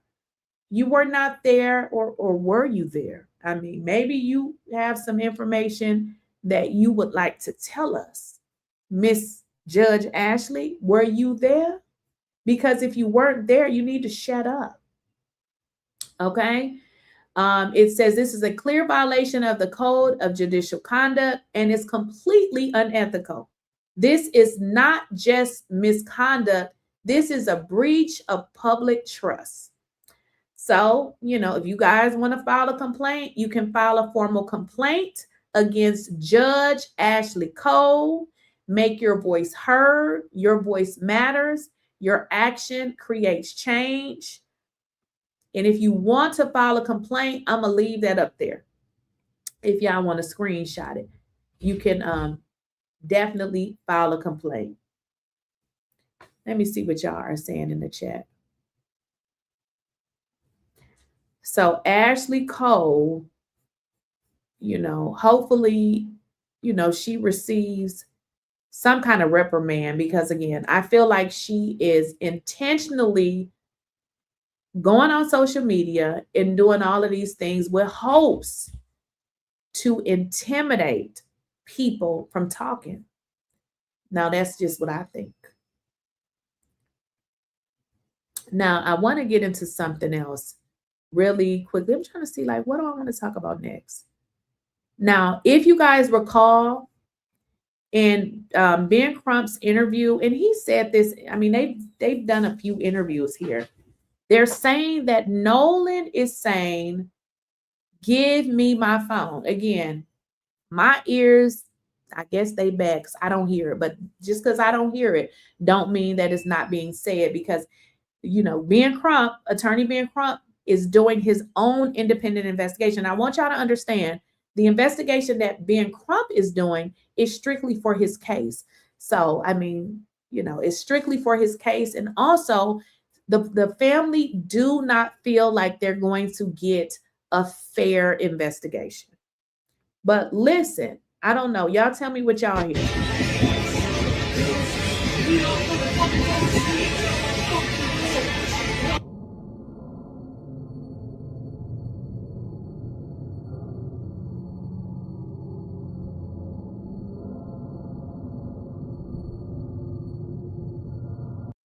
I also want to let y'all know, when I let y'all listen to that interview earlier in the show, the friend said, oh, that was me that was arguing. That's why I have a hard time believing anything they say.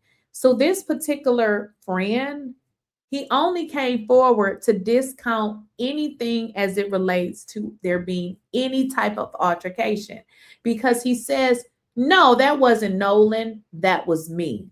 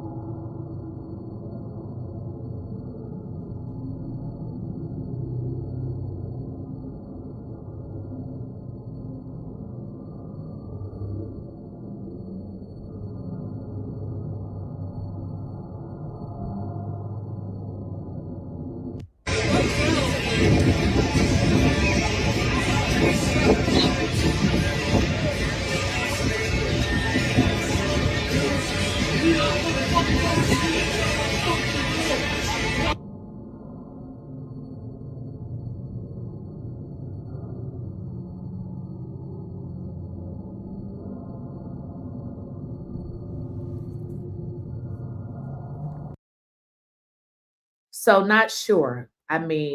Somebody said they heard it. Listen, my ears and eyes are not the greatest, but listen, just because I can't hear it, don't mean it wasn't heard. Somebody says you have 2 channels. Yep, I do. I have 2 different channels that are live. You are right. So I'm not sure which one you're on, because I'm streaming them both together. But I have my Lakeysha Keysha, which is my main channel, and my Lakeysha Keysha TV channel got damn near twice as more people than my regular channel. Y'all see how YouTube be trying to do us just dirty. Now, how is it my channel, where I got over 100,000 subs, got 1,450 people watching, but on my Lakeysha Keysha TV channel, I got 2,559 people. Y'all see how that don't make sense? YouTube is full of shit too. But again, so they're saying that Nolan was asking for his phone. Again, y'all got to understand, Ben Crump is doing his own investigation. We don't know what he has. I would assume once they finish this, the autopsy, and they'll pull it all together. So if he said that's what he said, that's what they said.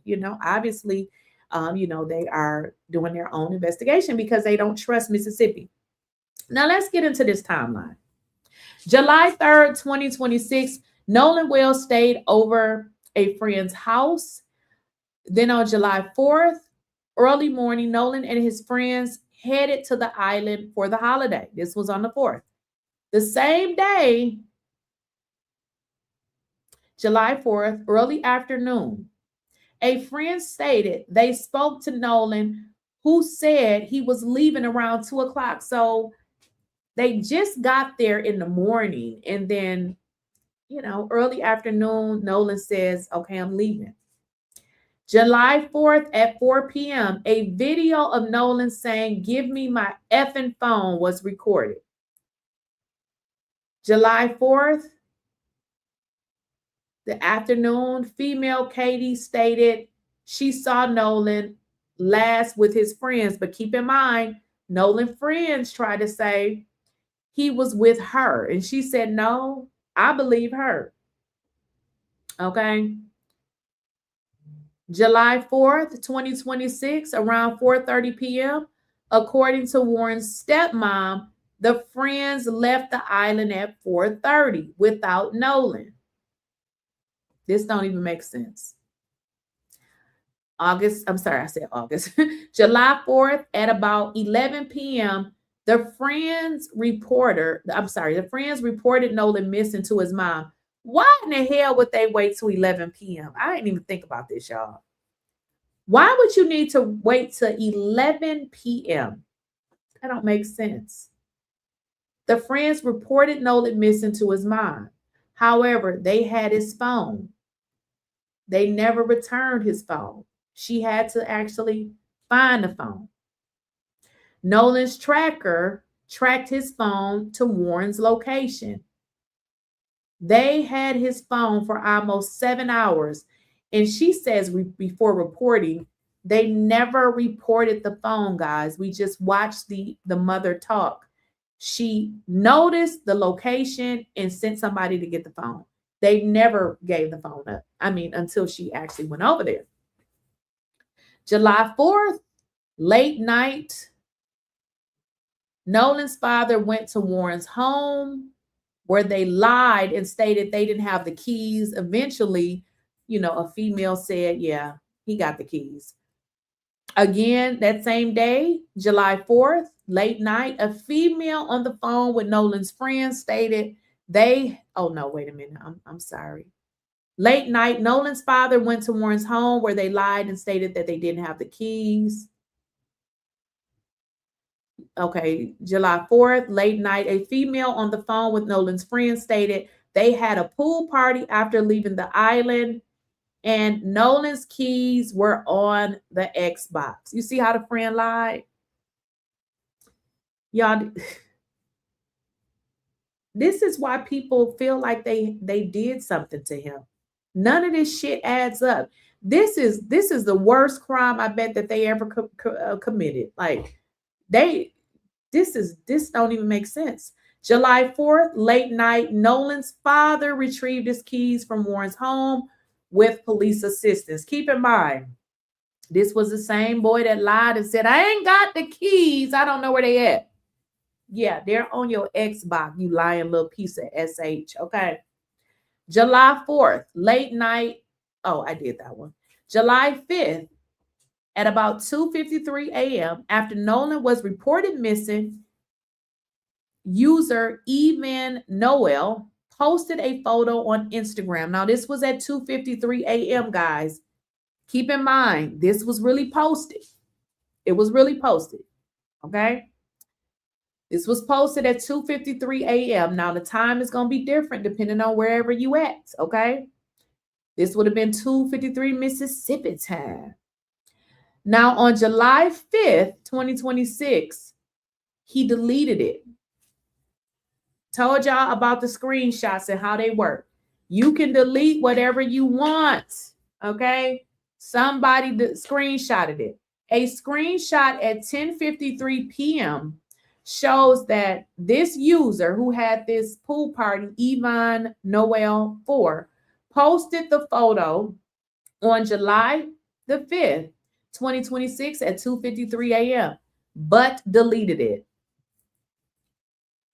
Why he delete that photo? Why did he delete it? You posted it and then you deleted it? Is it because that boy died? I mean, I don't understand.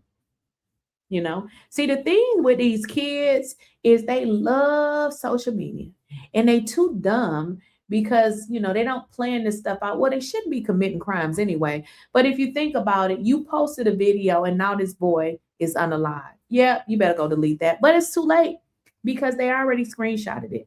July 5th, they lawyered up. July 6th, Nolan's body was recovered. Oh, I didn't even realize that. One thing they did do is go and get a damn lawyer because they knew at some point that body was going to be washed up. And I'm entitled to whatever damn opinion I feel like having. And this is my opinion. I feel like they took his body back to that location. That's what I feel. That's what I think that happened. Okay. They went and got an attorney. What a coincidence. They were able to get an attorney just right before. Did they take that body back to the island? It seems like it. It seems like it to me. And I believe that they did. Now I'm going to show y'all something else because I know people keep thinking that the photo is fake because there has been some fake information that has come out. But we just got to stick with the information that we can prove opposed to the lies because, hey, unfortunately, that's what people do. Now, with this particular, and I'm taking this from the public opinion court, and it looks like Real Black Girl Politics. Now, with this particular picture, guys, that's been floating around social media, I want you to know this was really posted. If you look at the bottom, it was posted on July 5th, 2026 at 2:53 a.m. Now, I don't know if it's Mississippi Eastern time. I'm not sure. I think it is. But anywho, that's when it was posted. Now, when it was posted, somebody screenshotted it, okay? They screenshotted it. They kept it in their phone. Y'all know how these folks do on social media. They start to investigate stuff themselves, kind of like I'm doing now, right? So this picture was deleted. But what it shows us is if this picture, and when I say if it's a real picture, I mean if this picture was taken before it was posted, then it would tell us something different about this story. It would tell us that they reported Nolan missing before he was actually missing, okay? So that meant that they intentionally and premeditated unalived him because, baby, you really posted this. Was a real picture that he posted, but he went back and deleted it. I mean, we delete stuff all the time, but I mean, I've never been with somebody that passed away and I took a picture of them and now they came up missing and now I'm like, oh shit, they're going to be looking at me.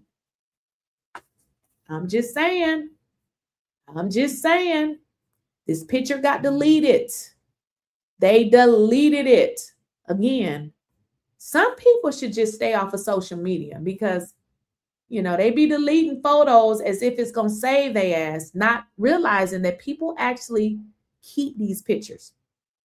Now, I hope y'all can see this, okay? This guy, 𝐬𝐮𝐬𝐽, hopefully I'm saying his name correctly, he put this on his threads, okay? He put this on threads. Y'all know how it works. Whoever was on threads, they took a screenshot of that bad boy, okay? He went back and deleted it. It didn't matter that he deleted it because they took a screenshot of his account showing his name and the time and the date. Feel me? Are we on the same page? I just want you guys to know there has been some false information. This ain't one of them. The only thing that would be different here is if he posted the picture and it was an old picture. But listen, why did he post a picture and deleted it? I think it would be perfectly normal for a friend, if you were really his friend, to say, damn, I'm about to post a picture of my friend, but you deleted it. I believe that this is a real picture. And I believe that something happened to Nolan at this pool party. Okay. I'm just saying, because again, we can only believe the stuff that we can prove. And this was a real picture that he posted, which is very questionable that you deleted it. Why did you delete it? But I want you guys to understand too, whoever screenshotted this probably forgot that they had screenshotted it. I screenshot stuff a lot because, you know, when I'm doing commentary, sometimes I forget and I screenshot stuff. Then when I'm ready for my videos, I'll go through my screenshots. A lot of times I screenshot stuff that I don't need. And then I'll go back to my phone like, dang, why do I got all these pictures? So whoever screenshotted this probably forgot. They probably forgot that they had it. And then they started going through their phones and was like, wait a minute. But again, he already deleted it. Now, let's kind of talk about the misinformation. Okay. Now, this person came out and had gave us this story and said that she had, or he had talked to the mother. So whenever these kind of people want to weasel out of stuff, they always have people that play on social media, okay, and put out lies, because what they want you to do is chase the lies opposed to the truth. Now, because we know that this is a real photo, we know it's a real photo, okay? Now, this particular scenario by this Elijah Spencer person, it could be one or two scenarios. The first scenario could be it's a lie and she just made it up.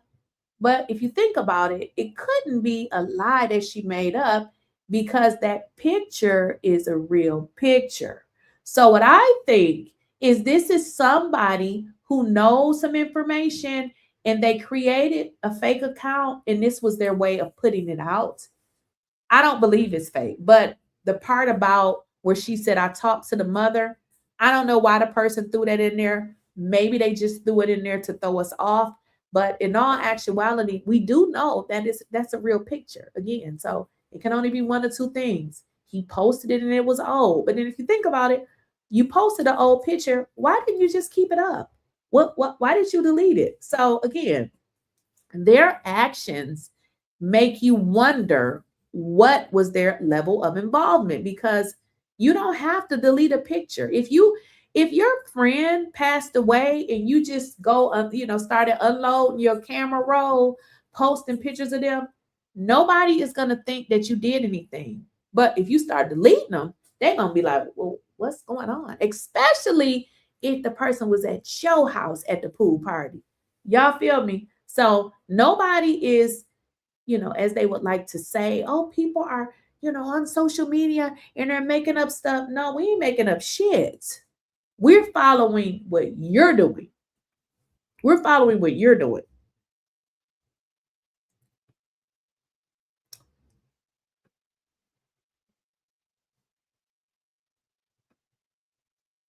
Now, Nolan's mother has come out and stated that she didn't know who that person was.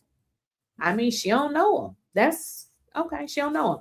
Now, some of you guys asked about, what's that boy, Warren's mother? That's his mother, okay? We got the stepmother and the real mother. So that is his real mother. And some people were asking, where is she? She definitely was, I know, was it yesterday? I don't remember if it was yesterday or the day before. I had showed you guys a text, well, not a text. It was a Facebook DM. It was the mother, the real mother, that was actually DMing people. So she is involved as well. The difference is she is not a judge. She's not a judge. Now, in talking about this Judge Ashley Cole, these are the statements that she has released. And again, I feel it to be witness intimidation, because as a judge, you need to allow them to investigate the case. You know, you putting out these statements talking about, yeah, I'm a judge. I mean, there was already speculation that she was a judge. For her to come out, yeah, I'm a judge. Yeah, girl. Yeah, that ain't what you're supposed to be doing. That is not what you're supposed to be doing. Let me read a few of these super chats. It's time. False behavior, fake justice. I'm sorry, face justice. Right, Lorraine. What happens with the witnesses? They are clearly witnesses that did not report before the BS. You know, good question. What about the witnesses that that the police never talked to? You know, there's one witness that we know for sure, which was his friend, and he said that the police didn't even talk to him. How does that even work? I don't feel like the police are trying to do anything as it relates to this case.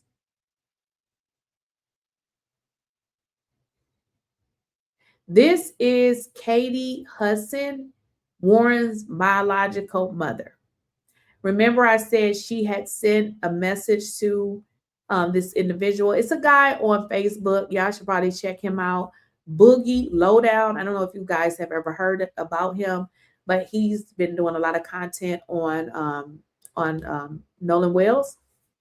And the mother, you know, she, you know, had a problem with him. You know, again, why do they have an issue with people simply talking about this case? We're going to continue to talk about it. We don't give a crap what y'all think and why do we care about you people when you don't even care enough to give his mama the truth? We don't care about you. We don't care what you think. And in fact, here's some of these people. You know, you got Jax, was the young man that he went to the house to get the keys to the car. You have Wyatt, that is the judge's stepson. I'm sorry. No, Warren is the judge's stepson. Katie is the young lady that he was talking to on the island. I don't recall who these other folks was, but these people were all connected to Nolan. Give me a second. Give me a second, y'all.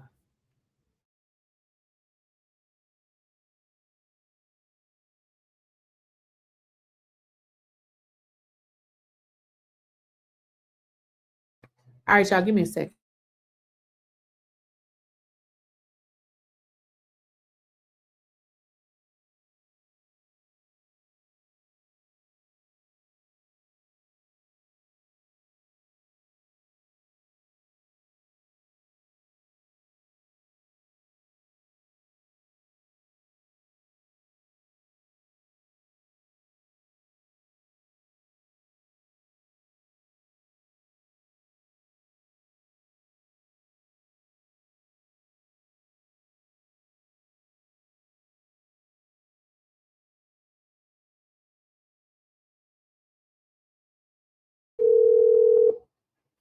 All right, guys, I didn't even realize what time it was. I had to call my son to see where he is. It's like almost 3:30.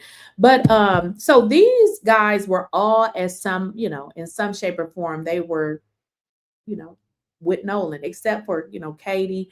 Katie was a young lady that basically said, listen, I did speak to Nolan, but he went back to the boat, is pretty much what she said. Now, one of the other things I want to get into, you know, one of the other reasons why the parents want, y'all, I'm loving this Life 360 app. We just signed up for it, and I was calling my son to find out why he hadn't made it home yet. And the Life 360 just said he at home. So I like this app already. Yep, it just told me that he pulled up. I like that. Okay, but anywho, so let's get into the this medical examiner, because there's a lot of things surrounding this case that we should talk about. If you guys recall, the parents, the family don't feel like they're going to get adequate as it relates to their son. They don't feel like this investigation is going fair. How about that? So this funny looking lady that I have on the screen, her name is Dr. Stacy Turner. Now, Dr. Stacy Turner is the chief medical examiner for Mississippi. Okay, Stacy, you look like you from Mississippi, girl. Well, Stacy has reached and run into a bunch of controversy, okay? Because in 2021, Stacy ruled the death of Damian Cameron as undetermined, okay? And the people don't like her because they feel like she's full of shit, okay?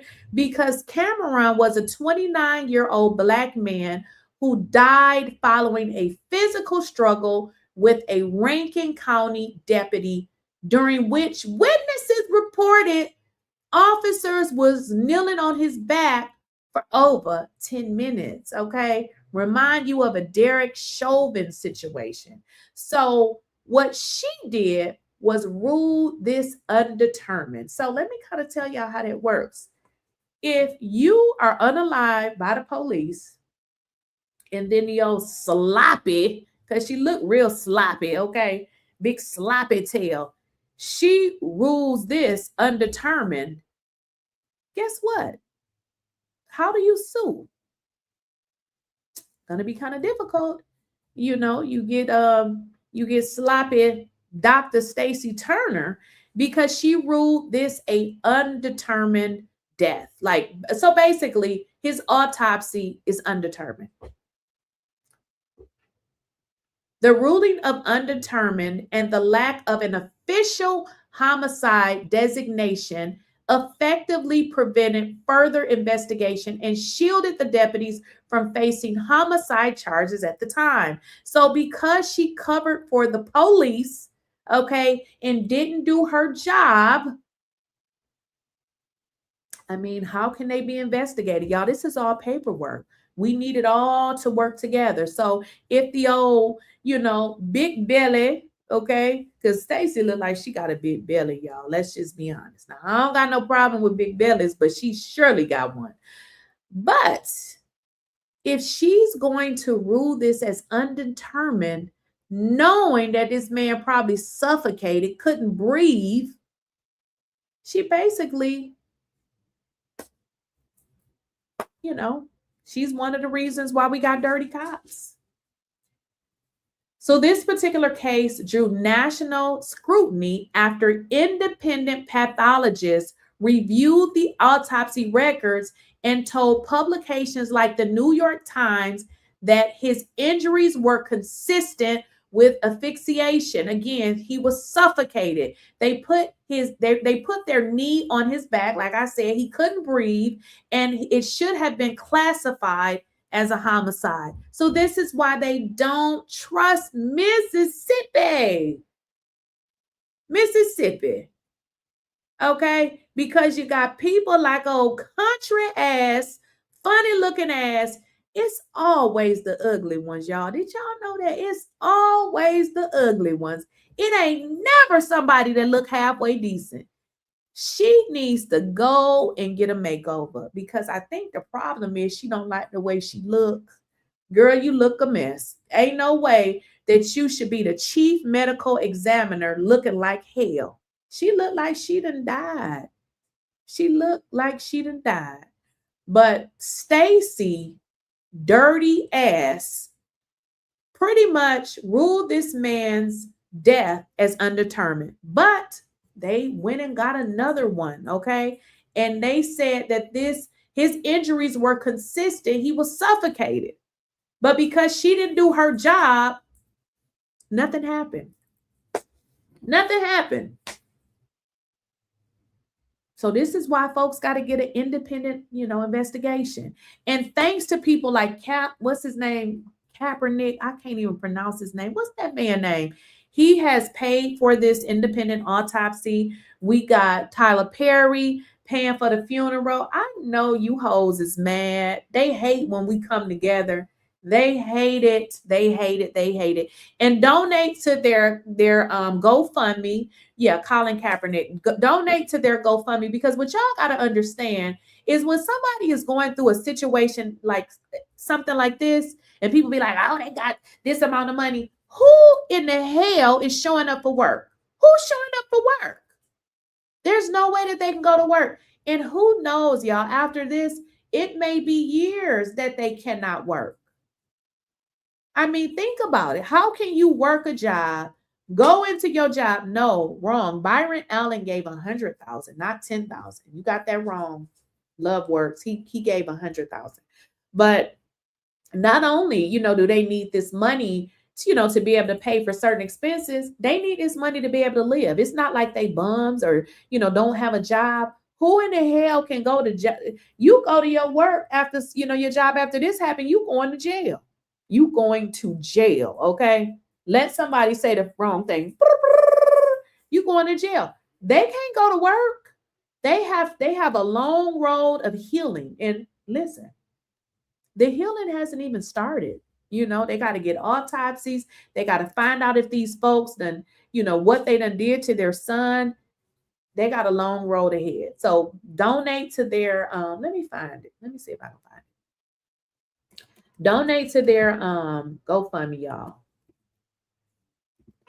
Go ahead and, you know, all you can do is you just give what you got. You ain't, you know, it's, you know, heavy hitters. You know, they got 100,000. Child, please. I ain't got no damn 100,000. I probably got 100. Probably don't got that. But hey, just give what you can.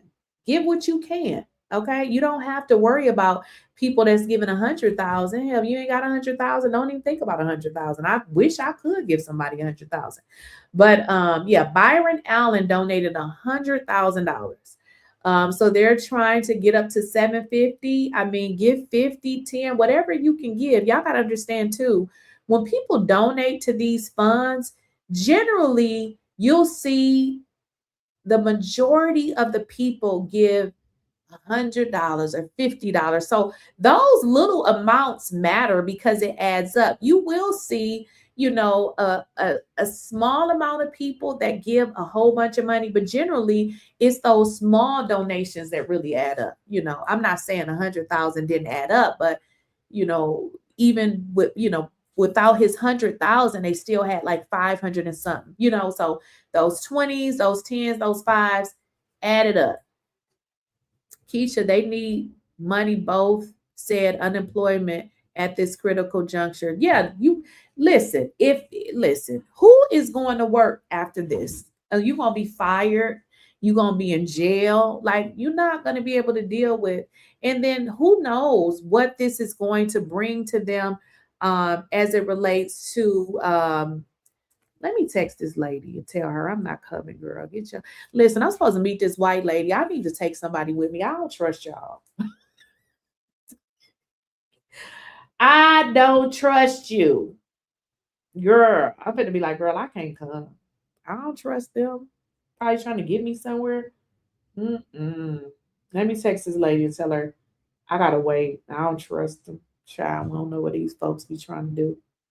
But what was I saying? So as it relates to them, you know, going back to work, yeah, I don't know about that. So, you know, I would imagine at some point, but you know, just continue to donate if you can.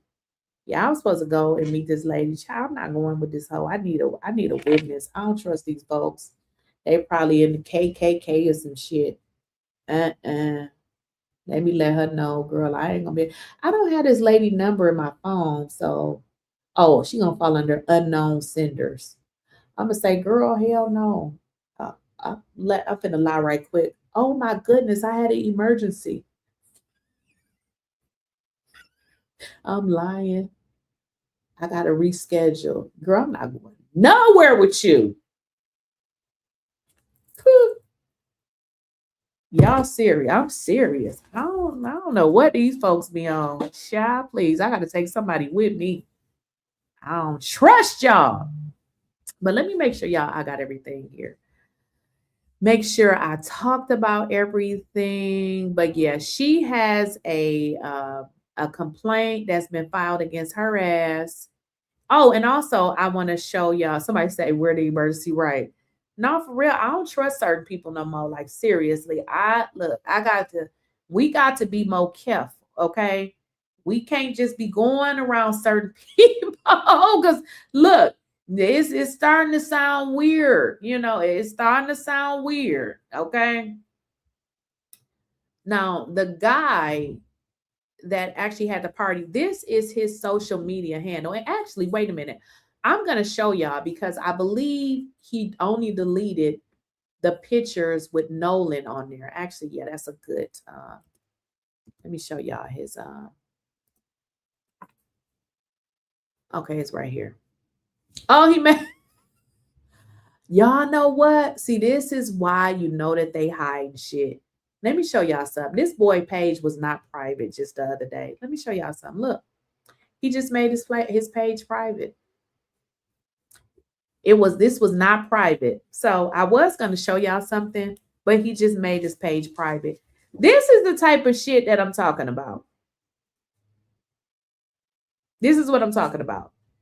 All of this stuff that they continue to do that paints a picture that you are guilty. Exactly. See, I'm not going to say nothing, but I hear you. But yeah, so this is why these people come off as guilty. This boy's page was just open. Just so y'all know, this is the boy that allegedly had the pool party. He done went private on us, y'all, okay?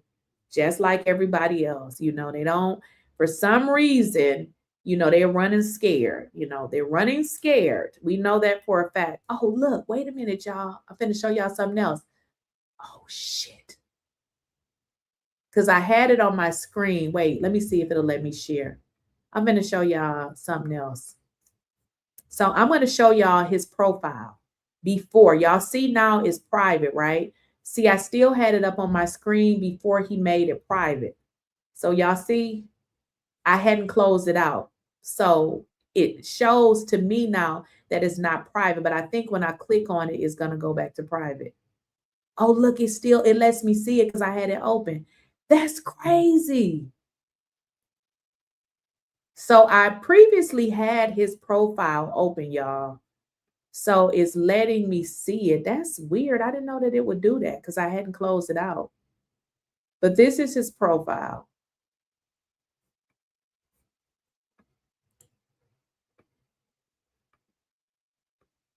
So y'all see, there's that photo. I didn't know it did that. So I had his profile up because I was going to talk about it and I didn't close it out. So now that it's private, it still lets me see it because I had it open. I didn't know that it would do that. So when I close it out, it's going to go back to private. You're right. Let me do screenshots. But these are actually already out there. These are already out there. I don't really need to screenshot this, but I guess I can.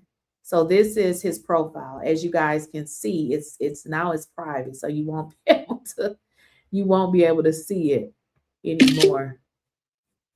This is, and you see, this is the boat. See, it says summer 26. Look, y'all, did y'all see that? Did y'all see that? It just went to private. I did not know it did that. So it actually let me go in because I already had it open. But once I start clicking it around, it went right to private. I didn't know that. That's crazy. Yeah, so now it went to private. That's crazy. I didn't know that it would do that. I assumed since his account was private that it wouldn't let me view it. But since I had opened it, like I had it open for it since yesterday. So again, this is how you know that these people are hiding something. Like, what are you hiding? Because they right here on this good old internet listening to us as we talking about them like, ooh, they said that. Go private that page. These people full of it. They're full of it.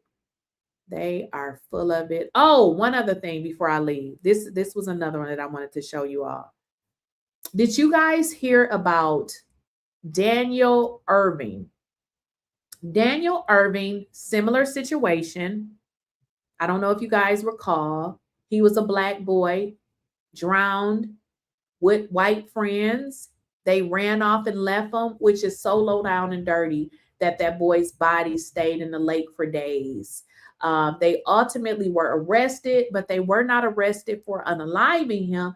They were arrested for tampering with evidence. Answers in the death of a North Texas teen. 3 months after the body of 18-year-old Daniel Irving was found in Lake Ray Hubbard, there's been an arrest in connection with the case. Our J.Lo Washington breaks down the timeline of the last few months ahead of an update from attorneys tomorrow. Photos from over the years are some of the few things 18-year-old Daniel Irving's family has left. The body of the honor roll high school senior, who was on the swim team, according to his family, was found here in Lake Ray Hubbard nearly 3 months ago. And hand in hand since losing him, his loved ones are desperate for answers. As a mother, I knew something had happened to my child. On April 13, Daniel's mother says 2 males who were her son's friends picked him up from their home to go fishing. She says she couldn't reach him shortly after. I called and texted my son multiple times, and there was no reply. I was immediately alarmed. The next day, on April 14th, she filed a missing persons report with the Rowlett Police Department. Daniel had left behind his driver's license and money, which made her even more worried. After police put out a community alert online on April 16th, Daniel's body was found in Ray Hubbard Lake on April 17th, 4 days after he went missing. Daniel's mom says police told her they couldn't ping his phone before then because of privacy laws. They have been met with delays instead of accountability. Civil rights advocacy groups Next Generation Action Network and justice seekers are now working with the family and have criticized how the Rowlett Police Department has handled the case. The groups say one of the people Daniel was with before he went missing came forward after his body was found and said what happened was an accident. Daniel left a home with somebody, went out there, Lake Ray Hubbard, with somebody, but nobody called his mother, nor called 911. Police arrested 19-year-old Lucas Roper on July 9th, nearly 3 months after Daniel's death, and charged him with tampering with evidence with the intent to ruin it. And even if he did drown, why did it take you 4 or 5 days to say anything? And that's what the family is so disturbed about. The Dallas Police Department is now taking over the investigation. Rowlett Police told NBC5 it was unable to discuss details while the investigation remains open. We are only here to ask for truth. J.Lo Washington, NBC5. Listen, I don't care what nobody say. I believe what y'all said. They pushed that boy in that water because listen, why would you be so scared that somebody that you thought could swim was drowning? I know how you would be scared, but why would you feel guilty to the tune that you got to throw their phone away? You got to throw their clothes. So why are you doing all of this? Like, all you do is call for help. What are you doing? So you left this boy in the river. He done drowned. You pushed him in the water. You pushed him in the water. I think that he pushed him in the water. Some Bree 82 said he looked racist. Listen, Bree, you got to be my age because, baby, they don't understand when you say he look or she look. Listen, when you get to a certain age, them mugs have looks, okay? That boy look like a racist, okay? Just like this one right here. That neck. Baby, you couldn't. Listen, my son's got these little white friends that he talked to. Did I tell y'all cuss them jokers out and told them I beat theirs? Yeah, they also racist. They don't think I know it. That boy looked exactly like a racist. People say, well, what do a racist look like? Like that boy that we just saw. But I believe they pushed him. I don't believe that it was an accident. Why are you panicking? I mean, you didn't do anything. You should be trying to help. So you ran off and left this boy and drowned in the water. Y'all need to stay away from these folks. These people are MAGA supporters. You know, if we got a lot of black folks who, you know, consider themselves MAGA. But what they don't understand is the MAGA people only needed their vote. That was all they needed. MAGA is not concerned with nobody black. Okay. They just want to use you. That's about it. Make sure you guys are liking the video. That's like the number one thing, you guys, I need you to do. If you can make sure you're liking the video, I appreciate it. Say, yes, I heard about Daniel, rest in peace, yesterday morning. Yeah. Again, guys, you know, the way that this media works, if they don't talk about stuff, a lot of times we don't know about it. Media is different now, and especially when we got this orange orangutan in the White House. You know, they don't talk about anything as it relates to black people. Unless it's something negative, of course. Yeah. You know, they referred to Karmelo like he was a grown old ass man. But if you guys recall, in this particular case, there was an adult, which was the white boy that you just saw, but there was also a minor, and they keep saying, oh, it was a minor, as if Karmelo wasn't a minor. Wasn't he 17 when this shit happened? Yes, they have a look. That look, the look that they have, Bree, is something that you just see it and you be like, that's it. You be like, that's it. Listen, I done been around a lot of them, and now I can look at them and avoid their ass, because I know I'd be like, fuck away from me. We don't even need to even walk in each other's space, okay? So yeah, they definitely have a look. I can't even tell you what it is, but somebody said the eyes can tell. Hell to the yeah. Yes, who said that? Listen, if you look in a person's eyes, what they say, the eyes is the seat to the soul. Shh, please. If you look in their eyes and you see evil, run. Run. Yeah, and it's creepy. They asked me looking creepy. Eyes never lie. Not at all. I don't give a damn how much charisma they have, how much they try to win you over. Look in their eyes, okay? Be like this. Take your glasses off. Take your glasses off. You know, because a lot of them will wear these glasses, right? They want to wear sunglasses. Take them off now. Let me see your eyes. Listen, take the glasses off. Ain't nobody got time to be playing with the devil. I need to see. I need to see something. Right, run, period. These demons is out here.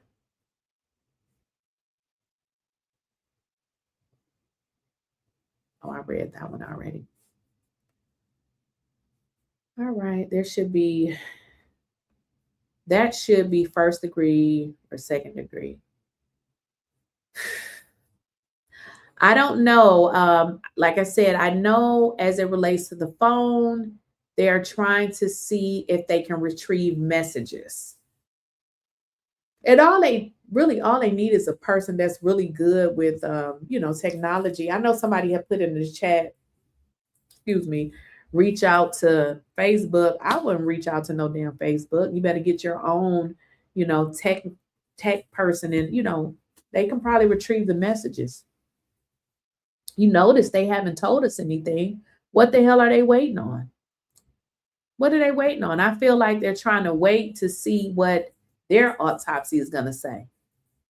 I don't know, but I feel like it's a lot of damn games being played.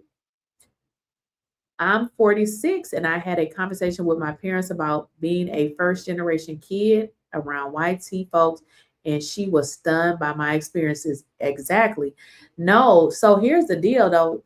It's so messed up because, at one point in time, when my children were in school, actually, I liked the school they went to because, it was a school, it was all blacks, but it was a very high-performing school. But I ended up taking them out because the neighborhood had become so bad that, they were like, man, every day we're like, oh, we didn't have recess because it was an issue across the street. So I was like, man, let me just take them out because I just feared something crazy would happen. When my son explained to me how he hated being in that school with all them frosty color folks, he didn't like it. I didn't know, I didn't know. But yeah, we can't put our children in environments where, it's only a little them. you know. I know a lot of times we say, oh, I want them to perform better. Pay for them a tutor. It's other things you can do. Don't put your kids in that type of situation. There's not love there. It's just not, it's not. I'm not saying that, everybody is evil like that, but I'm just saying the majority of those people are not going to accept your children and love on them the way that they would by somebody that looked like them. It just is what it is. I mean, some things you just can't buck up against. It is what it is.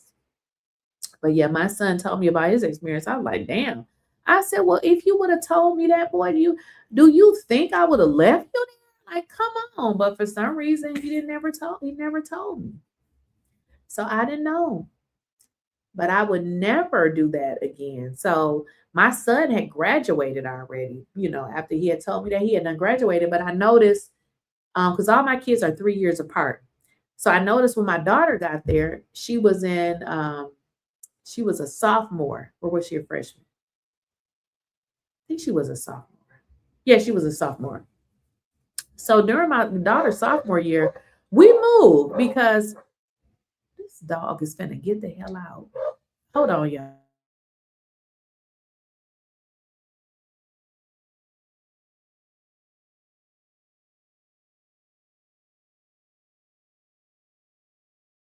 Okay, I had to shut my door. So I just noticed, during my daughter's sophomore year, I mean, my daughter is really smart. Like, she's really smart. Like, when I was in high school, I don't know if I was smart or dumb.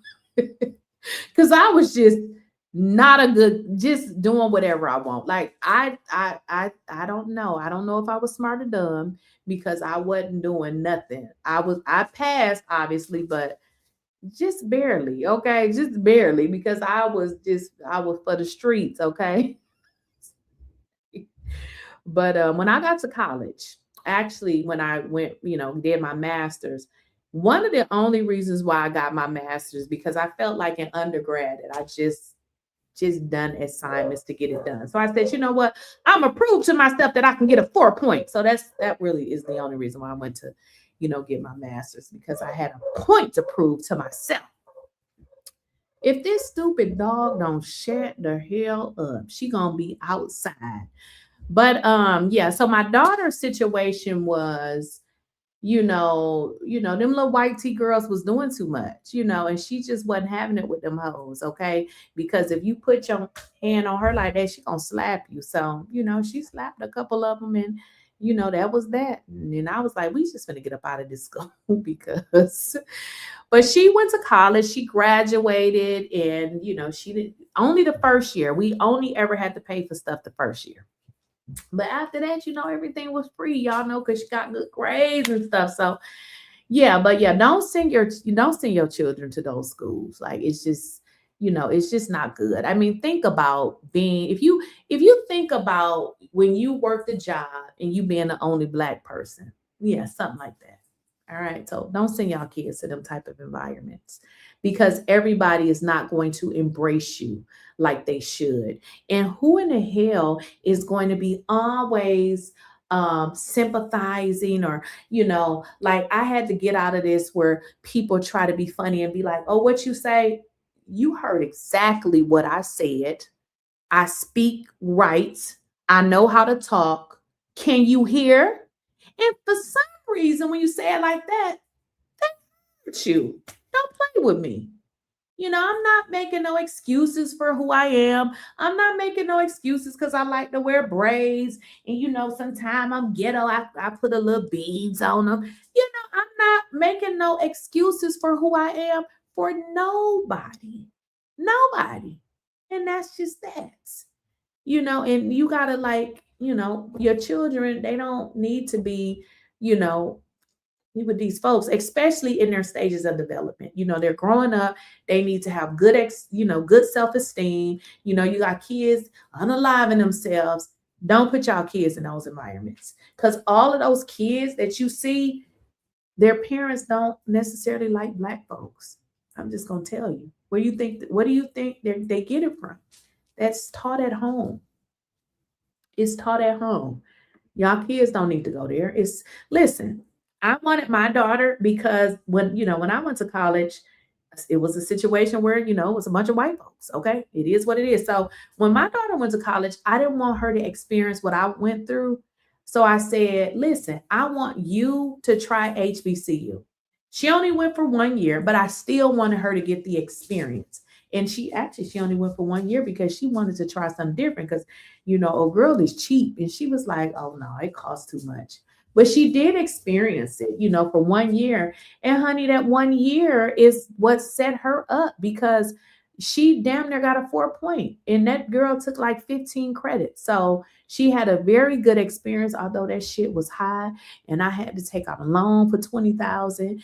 And listen, you would think she didn't get no money back. Like them HBCUs, they really charge too much, but she had a good experience. She really did have a good experience. But after the first year, she did transfer. She really did. Girl, trying to touch your hair, knowing that's going to get you slapped. You don't touch no black person's hair. Yes, touch it.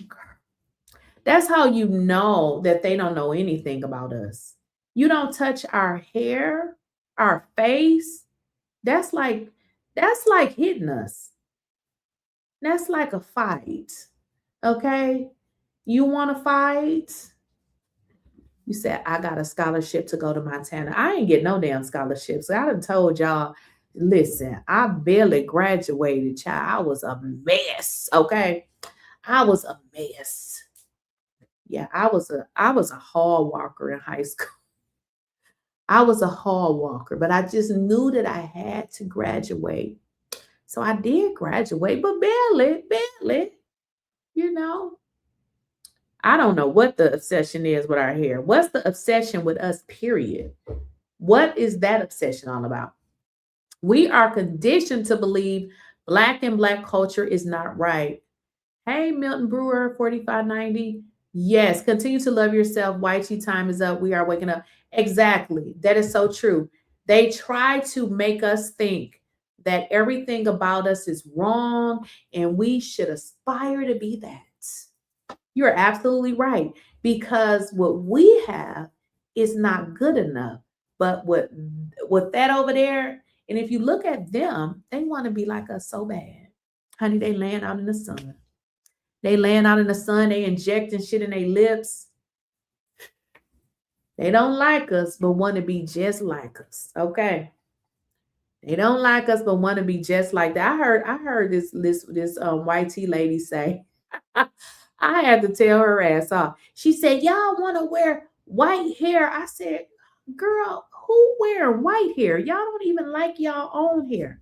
We ain't wearing white hair. Who wants stringy hair? Somebody said, was you a 90s bathroom bully? No, but see, I was never a bully. See, let me see. Okay, no, let me tell you so. I was never a bully. I was actually a nice person. I was only mean to people that was mean to me. So listen, I had to beat up a few bullies because in school, you would never think that I was a person that could fight.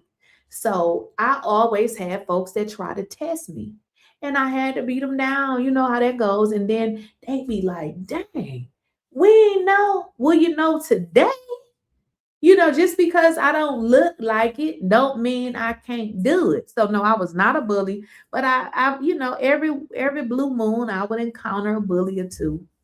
I remember this girl, I had to drag her all up and through there. See, I didn't want to, lay too many hands on her because she was pregnant. So I never forget, I was just dragging her, just pulling her little hair out, just because I didn't want to, do too much to her because she, she was a pregnant mom in high school. So I didn't want to do too much.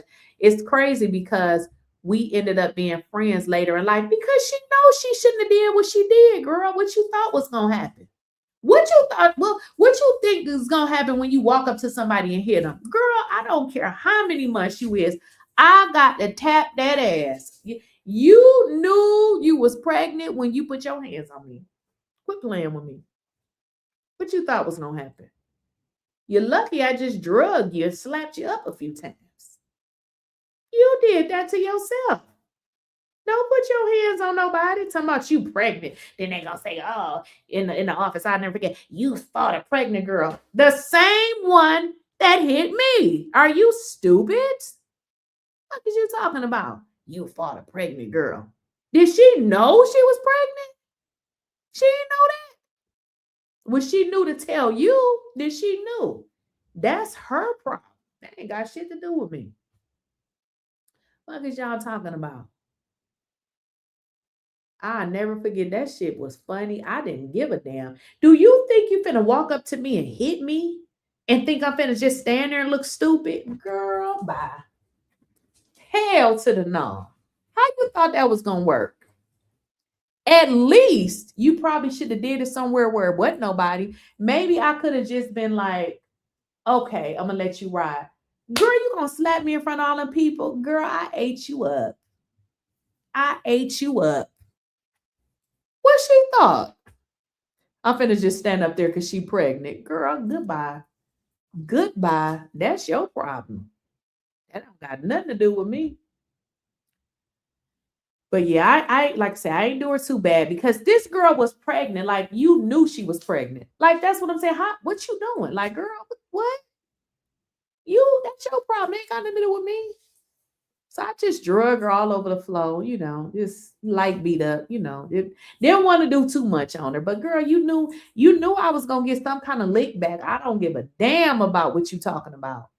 The hell you gonna do? So you think you finna just put your hands on somebody and be like, oh, you pregnant? Bro, that's your motherfucking problem. You and your baby finna get beat up. But yeah, we ended up being cool because she knew she was out of order. So it was crazy because I ended up meeting her sister, and me and her sister, ended up being real cool. But when a person know that they was wrong, I mean, because she knew I could have really got her. Like, I really was just dragging her, like I was like slapping her. I wasn't even like putting too much force on her. It was like a light little slap, just to let that hoe know, girl, is you crazy? So she knew that I was taking it light on her. She knew that. So she knew that. Girl, her and the baby. What she hit me for? Listen, I told y'all I may be a little slow. I done told y'all. Let me tell y'all, I think it may be my whole family. Because look, I'll never forget this. I must have been, maybe in my 20s. Now, I'm in my 20s, right? Maybe 20, maybe 20. Yeah, 20. Right? So I'm 20. My damn auntie gotta be like, she gotta be like 40 at least. She gotta be like 40.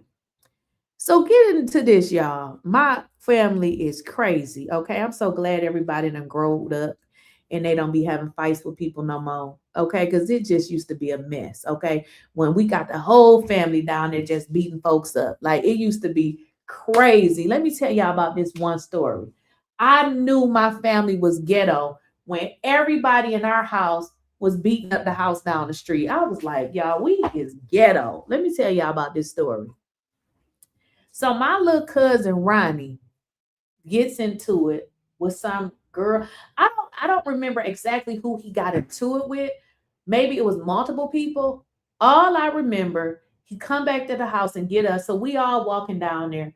Why my crazy ass auntie, keep in mind, she is like 20 years older than me, right? Wait a minute. Well, maybe she ain't 20 years older than me, now that I think about it. Maybe at least 15. Maybe at least 15. So I'm 20, she like 35. Why my auntie done found on a 14-year-old? Yeah, my auntie was like, when she was fighting, they was like, Dee Dee, that girl was 14. My auntie was like, so? Well, she shouldn't have been fighting then. Was like, ooh, I said, Dee Dee. Everybody was like, Dee Dee, that girl was 14. My auntie was like, well, if she was 14, she was swinging. Boy, those were the days. I'm so glad everybody is grown now and they don't be acting ghetto no more. Because, baby, those were the days. I'm so glad everybody done growed up and done changed their life. I'm so glad that everybody done growed up and changed their life, child, because those were the days. Auntie didn't give a damn. She did not care. We was like, my other auntie was like, that girl is like 14. And my auntie was like, well, she was fighting. My auntie like, look, if you out there fighting, you know, they not being like, excuse me, how old are you? That's how I felt about the pregnant lady that hit me. Like, she knew she was pregnant. She knew this. What y'all want me to do? Be like, oh, just slap me because I can't touch you. Girl, please. If you hit me, you're getting hit like 7 times. I'm not fair. I ain't finna be like, you hit me, I hit you, hit me, I'm be like, that's how that, but I don't do that no more. That was back in the days. I'm so glad, you know, I changed my life. Okay. Changed my life. Okay. Well, y'all about to get up off of here. Okay. But we're going to be following this story as it relates to Nolan Wells. I also got some more documents to read as it relates to Karmelo Anthony. Okay. Somebody said, you know, these 14-year-olds built like women. Exactly. We don't know how old nobody is. Like, you know, if you put your hands on somebody, what you think they're going to say? Oh, before I hit you, how old are you? It don't work like that. That's what I was saying about a pregnant lady. Girl, you going to slap me? Girl, I'm about that. I don't care nothing about you or your baby because you should have thought about that before you put your hands on me. But y'all make sure y'all like the video. Make sure you subscribe to the channel. And if you guys have not liked the video, that's like the #1 thing I really need y'all to do. And also, if you guys are familiar with, what is that? Share. I think you can share the stream. If you can share the stream, I think you can hype. Can you hype up a stream? I think you can. If not, you can't. But I'll see y'all later. Talk to y'all later. Catch y'all in the next video. Bye-bye. Yeah. Okay, I'm listening. Go on. Yes, I'm typing it all down.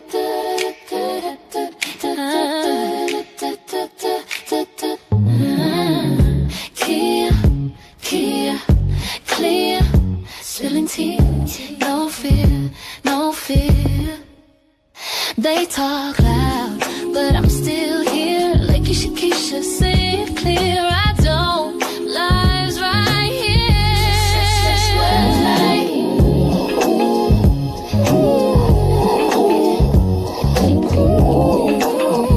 Spilling tea, no fear. I'm still here. Da da da da da da da.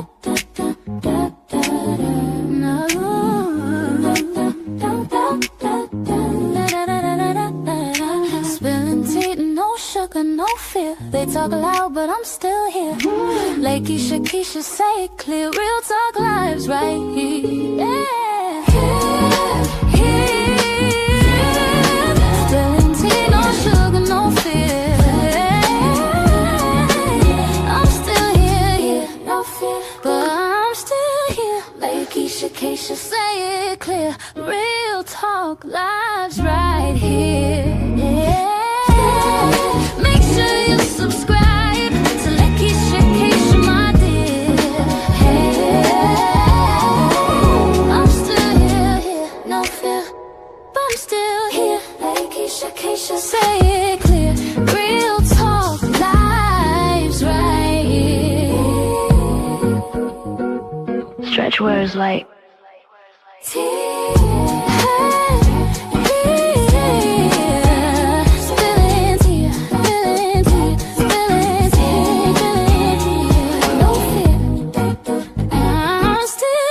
Spilling tea, no sugar, no fear. Make sure you subscribe to the Lakeysha Keysha channel.